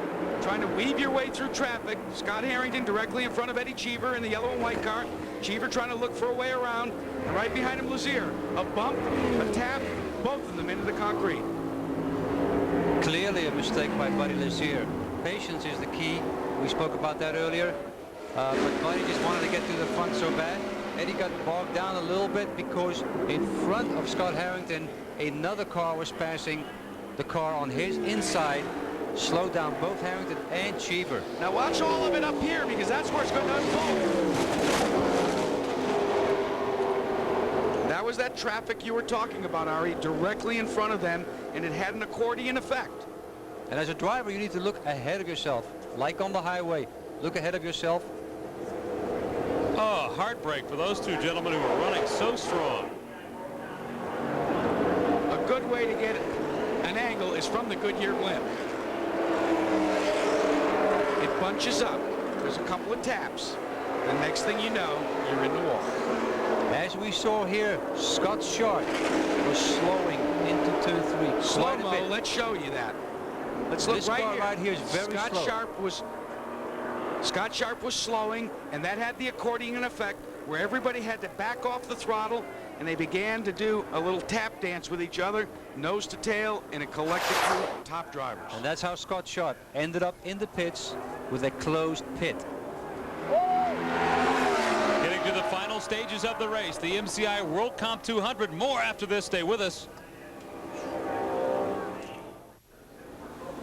It is simply a gorgeous day in Phoenix, Arizona. We're live, the MCI WorldCom 200 here on Fox Sports Net, Pep Boys Indy Racing League. Scott Goodyear is your race leader. Jeff Ward is second, Robbie Buell third, Scott Harrington is fourth, and Roberto Moreno is fifth.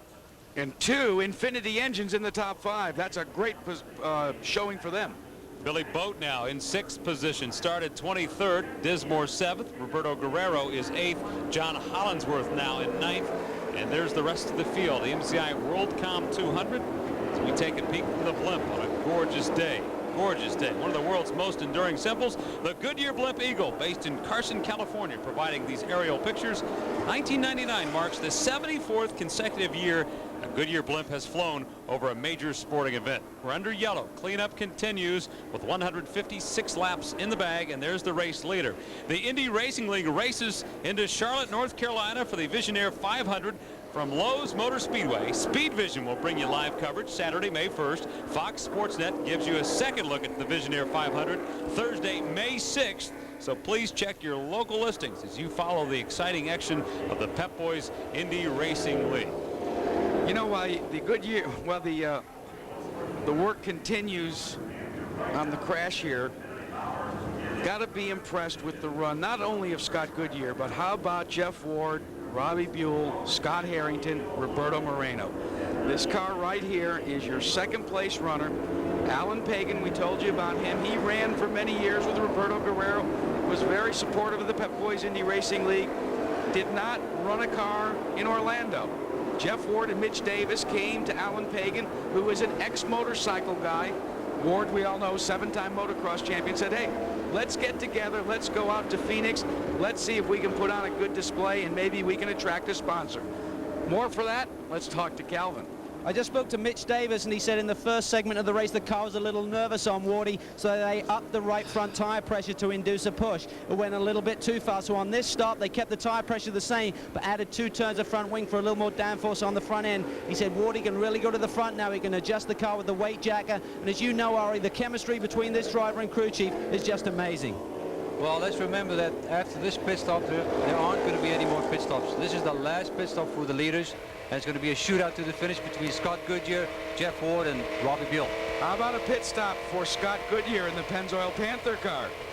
Earlier, The Panther team went to work, and they show the effects of the physical training they've been going through. Their stops have increased and gotten very, very good. These guys are the Warriors going to work. But let's not forget, Eddie Cheever's team beat them out of the pits. Imagine how fast those guys are. Let's go down to bench. Kevin Blanche, crew chief for Scott Goodyear. Kevin, you told me before the race we're tired of finishing second. We want to win this one. Now you're in position to do it. How do you stay out front? Well, like you said, we come with a motto at every race, and the motto of this race is win or bring her in the trash bin. So hopefully Scotty's been taking it real easy in the Pennzoil car, so now we're out in front, about 40 laps to go. We'll see what happens. You've been real consistent throughout the weekend. Has that been your key today? Yeah, that's pretty much what we try to do, is do a race setup all weekend long and then just qualify where we qualify, and so far it seems to be working out for us. Kevin Blanche, crew chief for Scott Goodyear and the Pennzoil Panther Racing Team. One thing here, Scott Goodyear is on sticker tires. On sticker tires, you cannot afford to just charge into turn one. Let's have a look if we can see Jeff Ward's car, if he has sticker tires. If he has them, then for Scott, that's kind of a good sign. Looks like a sticker on there. Looks like Jeff Ward has sticker tires as well. Looks like the guys all ran out of time to scrub in all their tires. When you have a new tire, you put it on, it still has the sticker. And actually on the sticker, it tells you what size it is. It's for racing only. A lot of teams like to scrape the stickers off, but it means that it's a brand new tire. In that case, what you've got to do is you've got to slowly work it up to temperature. Got to be a little careful, especially when you begin to accelerate. Well, exactly. These cars are not light on fuel right now, and you just can't go charging into turn one. So it's going to take guys with sticker tires longer to get up to speed than guys on just new tires that have been scrubbed before. All right, we have 15 drivers still on the track. 15 cars still battling. And this is Scott Sharp on Sticker board. tires on Sticker Scott tires. Sharp's Delphi car. And it remains questionable whether Mark Dismore and the MCI WorldCom car did, because the stickers are probably all worn off. Now, I know Sam Schmidt has to have the stickers scraped off, because that's one thing you always required, Ari, on the Sprint PCS car. That's right, but yeah, he might have sticker tires on there, but we can't see the stickers. You know, we're talking about how well the Infiniti engines have been performing. The public relations director for Nissan Infiniti, Marty Fiocca, is making his farewell appearance as part of the Infiniti team here at the Phoenix International Raceway. Marty will move on to a new venture, but he says he will visit with us at the Indianapolis Motor Speedway. And Marty, I got to tell you right now, 3rd and 4th belong to Infiniti. Guess it'll be a lot easier for the guy that replaces you. And 8th. Guerrero's running in 8th. We've got 3 Infinitis in the top 10. This is by far their best performance. Calvin. Scott Quick Harrington. update on Scott Harrington. Everything is cool here. I spoke to Daryl Soft, the engineer. He said the car is perfect, no changes, and they're going back to green, guys. We are prepared to go back to green. The Oldsmobile pace car is back to the pit area. The green is out. 40 laps to go at Phoenix. Who's going to win the MCI WorldCom 200? Watch the angle of the yellow car there, Scott Goodyear. Scott Goodyear had a good run up, and he's starting to look for the inside lane. Now all of a sudden everybody else has caught up to him, but he did take a stab on that start. Back into lap traffic, the leader, Pennzoil. We got a crash, another crash in turn 4. It's Roberto Guerrero. Guerrero in car 50, who spun early in the race, is in the wall. That's our 3rd Infiniti now out of the race. Out of the Price Cobb stable, Roberto Guerrero out of San Juan Capistrano, California. And what a disappointment for this former winner here at Phoenix International Raceway. Was in the 8th position. Which is very remarkable. Well. He spun out early in the race, had to come back in because the tires were flattened. Well, there's been quite a few incidents today, quite a few cars going out of the race, so it allowed Guerrero to move up into the top 10, but now he's out of it. 162 laps completed now. Scott Goodyear is the leader as we go under yellow. The MCI WorldCom 200. It's going to be a shootout to the finish in the wild, wild west, and we know you're going to stay with us. We'll be right back.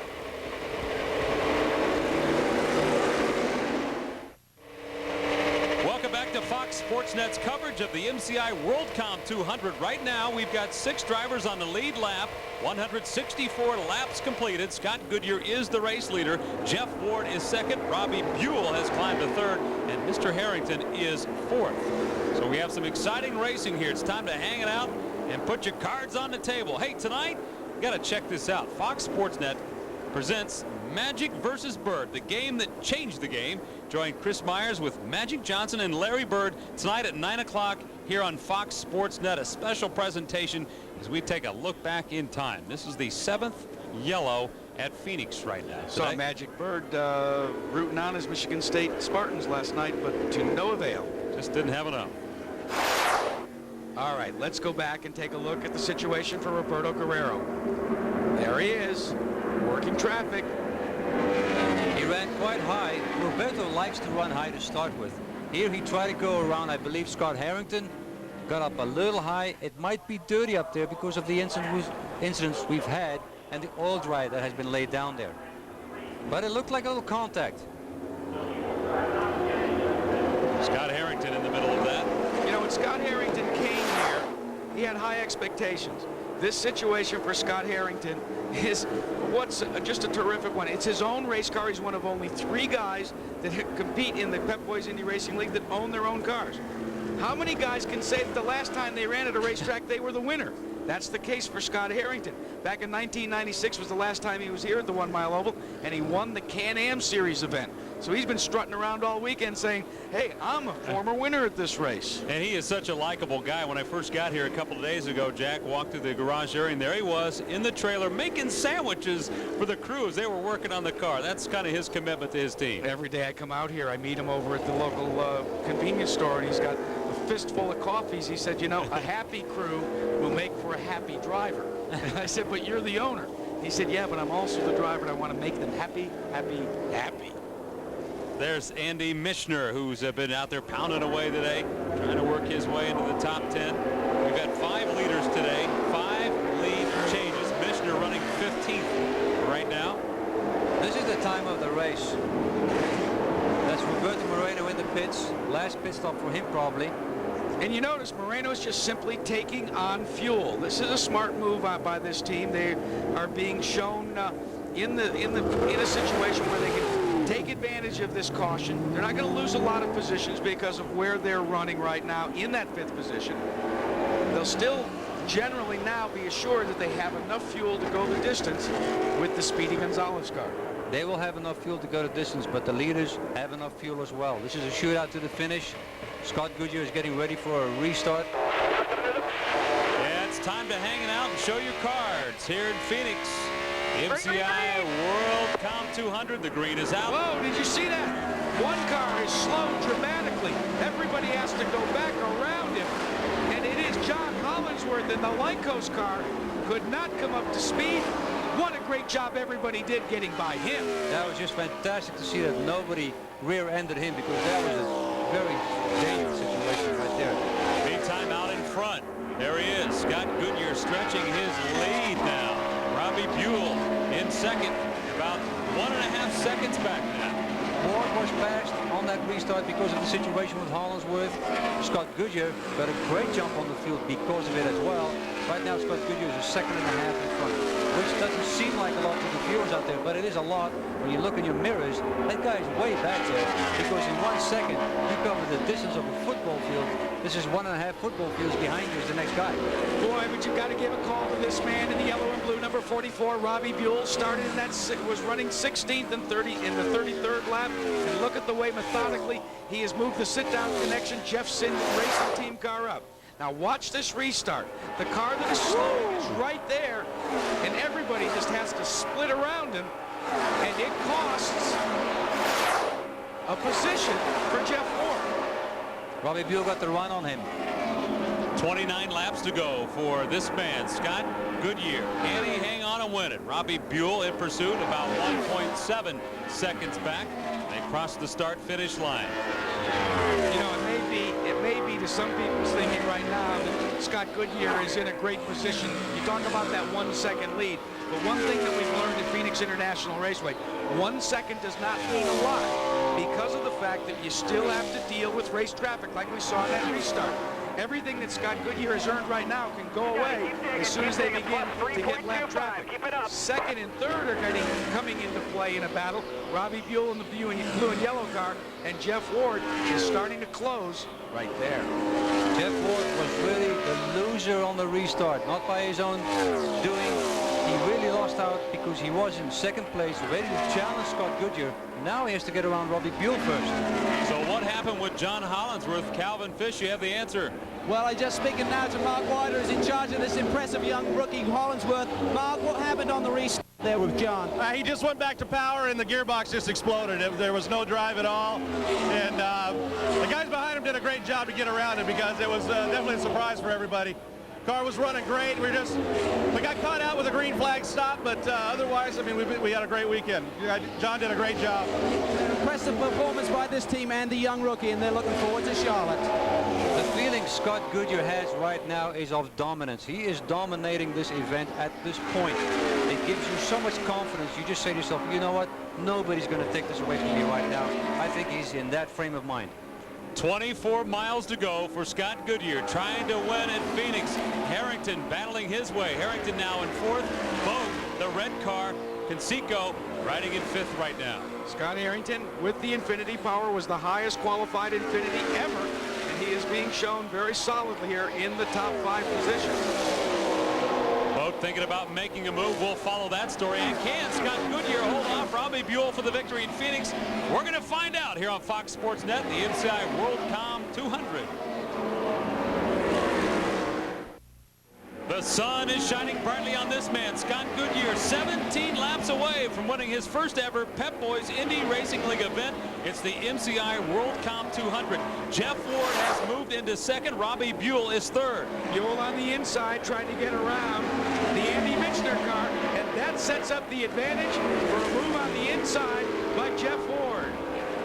He didn't give it up easy, Robbie Buell, but he had to. And right now, Ward, that gives Ward the opportunity to close in on Scott Goodyear, but he has not closed in yet. And here's a pass for fourth. Going to the inside is Billy Boat in the red car. Gets by Scott Harrington. Harrington fading back to fifth in that Infinity car. Now let's go back live up front and look at the lead. Look at the lead. Goodyear now 6-second lead on Jeff Ward. But look at that race traffic. That is going to shrink that lead because you have to pick and choose your way around it. Scott Goodyear did a tremendous job here of going underneath traffic into turn 1. And if you think about 6 seconds, that's almost 1/3 of a lap.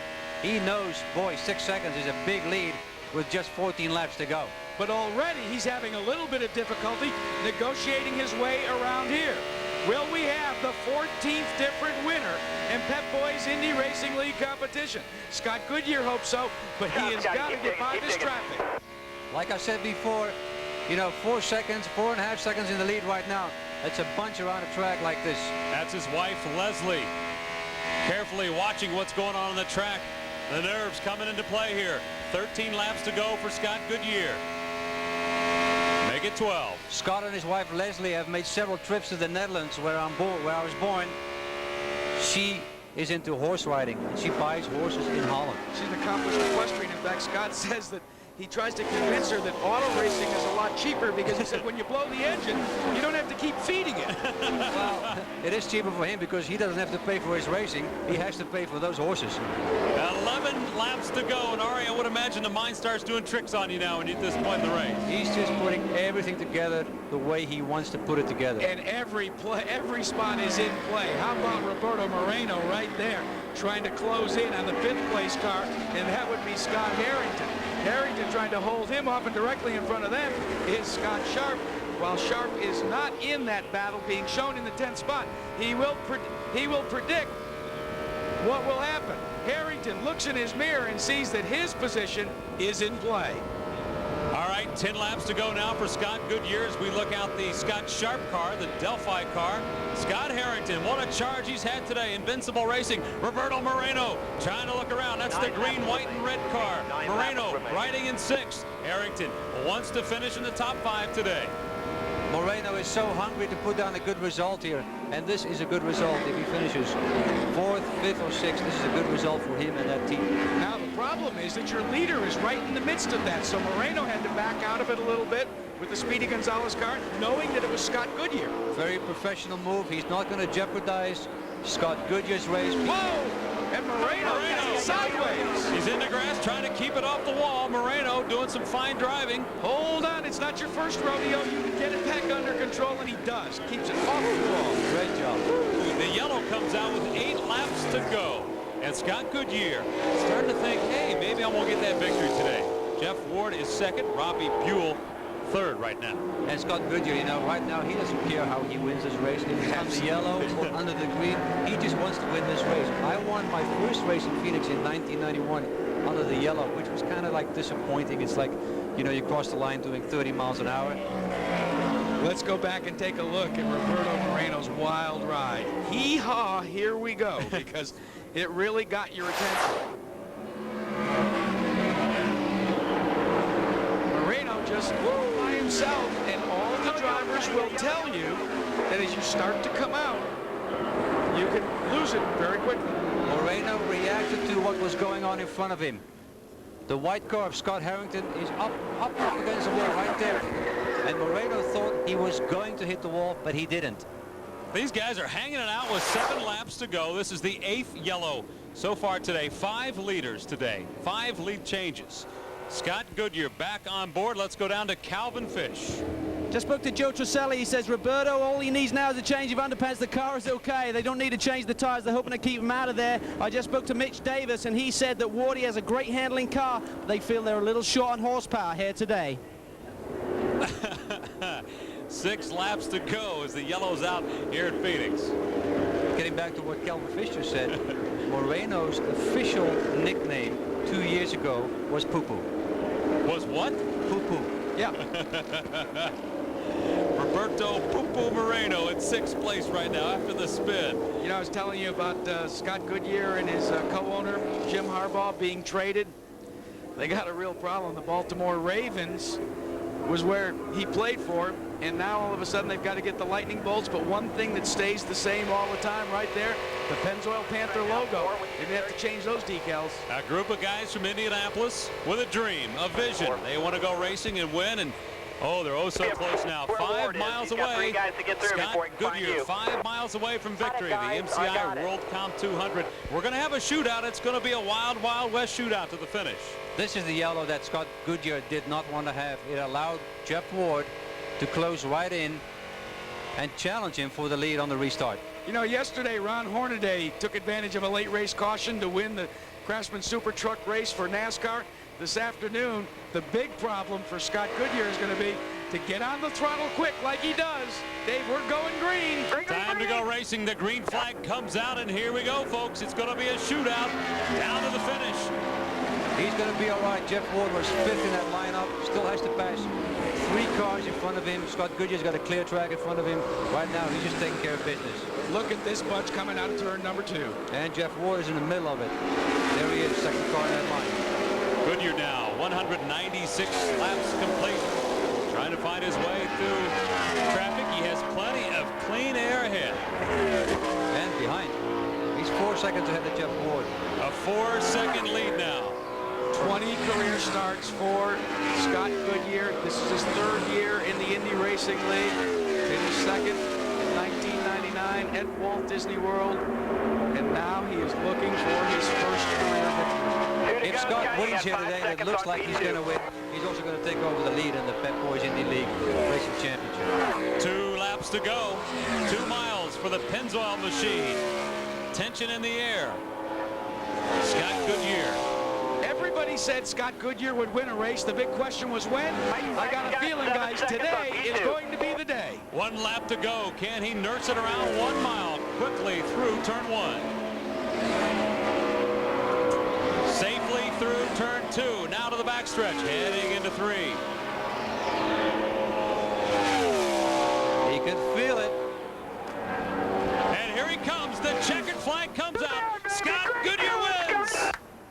God, stop at start-finish line on the track. Stop at start-finish line on the track. And the crew worried that he gets to start-finish line for the celebration. Scott Goodyear wins the MCI WorldCom 200. Jeff Ward comes in 2nd. Robbie Buell with a 3rd place finish. And Billy Boat comes in 4th. What a great race as the crews come out to celebrate with the champion. Scott Goodyear wins it here on Fox Sports Net. We're going to victory lane right after this. Scotty, good job.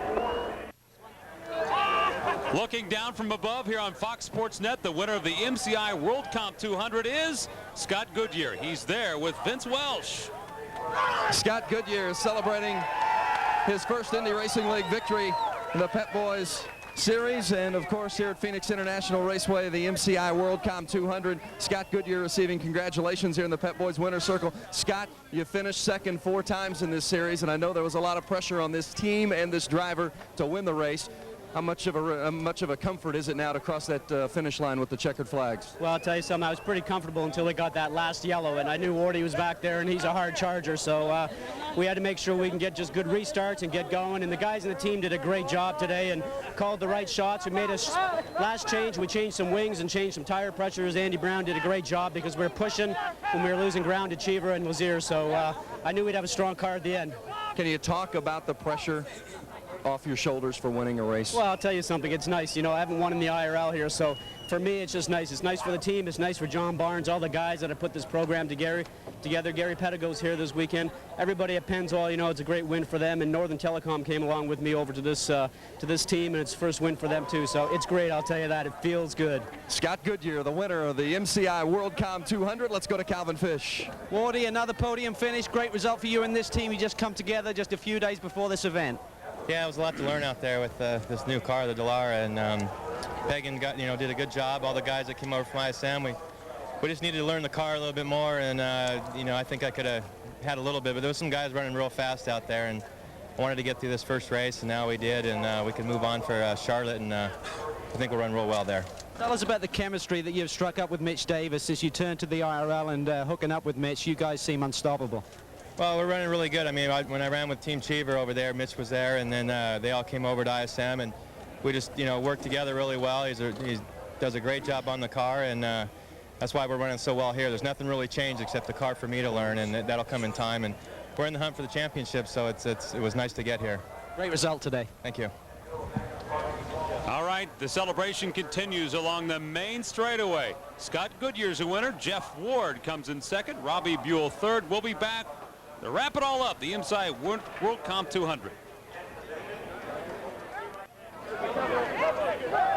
Welcome back to Phoenix, Arizona. The sun is shining brightly on Scott Goodyear today. It's been a good day for Goodyear. Speaking of Goodyear, the Goodyear Blimp Eagle, based in Carson, California, has been providing these aerial pictures today. We thank them. 1999 marks the 74th consecutive year that a Goodyear blimp has flown over a major sporting event. And they had a gorgeous day today and a great day of racing here on Fox Sports Net. Robbie Buell started 17th and finished third. Calvin Fish is there with Mr. Buell. 2 Infinities in the top 5 and the highest place finish ever for one of these power plants. Robbie bringing it home third. It was a battle out there. You seemed to chase the car a little bit all day. Yeah, we did. We never really got the ultimate car for us, but we fought it all day long. We stayed out of trouble. We were patient and paid off, and I'm really happy for Dennis Reinbold and SRS. All the guys have worked hard, and obviously for Infinity, I think they've made tons of gains just from Orlando to now. But to have a podium finish here to carrying us towards the Speedway, I think it's just going to give us more momentum, I hope. Congratulations. I understand you're getting married next Saturday. Is everyone invited who's watching here today? He's invited here. Yeah, absolutely. No, I really haven't been worrying about that. I'll figure out about that one next weekend. Okay, Robbie, best of luck, mate. Thanks, Calvin. One of the colorful people involved with the Indy Racing League. It's a gorgeous day in the Valley of the Sun here on Fox Sports Net. We've had a great time. Hope you'll stay with us. We're going to wrap this thing up with the two-time Indy 500 champion Arie Luyendyk and Jack Arute when we come back. Scott Goodyear wins the MCI WorldCom 200.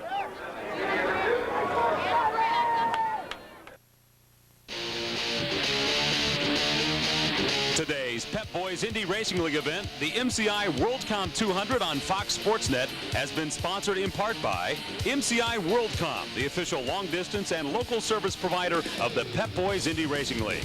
By Pep Boys, cars like us, people love us. By Pennzoil with Pure Base, made for the way you drive. Stop, go, Pennzoil. And by Goodyear, innovators of run-flat technology. And tonight, Fox Sports Net Film presents Magic vs. Bird, the game that actually changed the game. Join Chris Myers with Magic Johnson and Larry Bird tonight, 9 o'clock for this special program here on Fox Sports Net. Hope you will check that out. Vince Welsh is standing by with Roberto Moreno, who had a fantastic run today. Well, and you can see some of the abuse that this G-Force has taken over the course of 200 miles. Roberto Moreno drove it hard today. In fact, got sideways once himself, but brought it home in one piece. And Roberto, for a guy that with very little oval experience, you look like a veteran out there today. A couple of close calls for you, though, as you came home 6th. Indeed, but we're very, very pleased at Warner Brothers Studio, who sponsored us this year, and with the Truselli Team Racing. It was a tough race, half distance in the race. We were very, very competitive. Then we start getting a push into the car. And then towards the end, I had to fight a really bad vibration when I leaned in the car. So one stage I hooked, and I half spun, and I just got it back through the grass. I jumped the curb, and back I went on the track. So from there on was just bringing it home safe. And we did a good result for our first effort in this season IL Championship. Well, it's sponsored by Warner Brothers. Speedy Gonzalez is here at the race today, and Roberto Moreno was indeed Speedy Gonzalez today. He comes home 6th at the MCI WorldCom 200. And there is Speedy Gonzalez. Roberto Moreno having some fun in the sun here in Arizona. Dave Calabro along with Jack Root and Ari Lyondike. And Ari, I think today the fans, Jack, saw a good race, didn't they, Ari? It was a great race, exactly as we said at the beginning of the show. Opportunity, oval racing, open wheel racing, very exciting. Just a lot of stuff going on. Like we said, things happen fast here. The great thing about the Pep Boys Indy Racing League is the fact that those big O's do cash in at the end. But don't forget, there's a $1 million purse here today, and for Scott Goodyear, it's a pretty nice payday. After so many tries and so many seconds, that team finally made it to victory lane. Yeah, you can see the relief, and I know you're happy to see this guy finally win too. So many great stories. Jeff Ward, again, a good finish, but with a new team opportunity. Robbie Buell with an Infinity engine. Billy Boat coming back from way back on the grid. Scott Harrington with an Infinity motor. Got to give a call to Roberto Moreno. Mark Dismore, I'd say somewhat of a disappointment. Started in the outside pole. Likewise for Scott Sharp, Sam Schmidt, Stefan Gregoire. Another top 10 finish. That is 4 top 10s in a row for that young man. Donnie Beechler, Marco Greco in his very own car. And how about a call for John Hollinsworth? 15th position. That rookie has really got things together. He has been tough. Raul Boisel in 19th after struggling early on, had some problems. Eliseo Salazar with a 20th place finish here at the MCI WorldCom 200. Big disappointing day for guys like Greg Ray, Tice Carlson, Kenny Brack, Steve Knapp. They all had their moments, as did Robbie Unser and Davey Hamilton. But that's part of racing. I don't care if it's on a half mile, a 2 mile, or the 1 mile here at Phoenix. Live look at the podium as the celebration continues with the Pep Boys Indy Racing League Series. There's the podium and Mr. Goodyear. You think he's going to treasure that IRL trophy or what? He's going to treasure it, and he's going to be counting points tonight because he is leading the points right now for the Pep Boys Indy Racing League Championship, and that's a big feather in his cap going into the next race in Charlotte. Now, this is just the first of 8 races you're going to see right here on Fox Sports Net. The Visionaire 500 from Charlotte, North Carolina is up next. Speed Vision has the coverage for you Saturday, May 1st, live at 7:30 p.m. Eastern, and Fox Sports Net Thursday, May 6th. You'll see the replay, and that'll be a wild race, won't it? That'll be a wild race to watch at night. Racing at night is very exciting, also very exciting to watch. Don't forget, more banking, 1.5 miles, and I'll tell you what, every time they run at Charlotte, it gets the NASCAR boys' attention. So what a day we had in Phoenix. A beautiful weather today. Temperatures in the 80s, and there's the man who wins it today. Scott Goodyear finally celebrates in the Pennzoil machine. Heartbreak turned into celebration here today under the sunshine in Phoenix. The checkered flag comes out for the man who wins it today. Panther Pennzoil celebrates, and they take over the IRL Points Championships right now after 2 races heading to Charlotte. Special thanks to everyone behind the scenes providing today's coverage. You've been watching live coverage of the MCI WorldCom 200, the Pep Boys Indy Racing League, and we thank you for joining us. Scott Goodyear, the champion.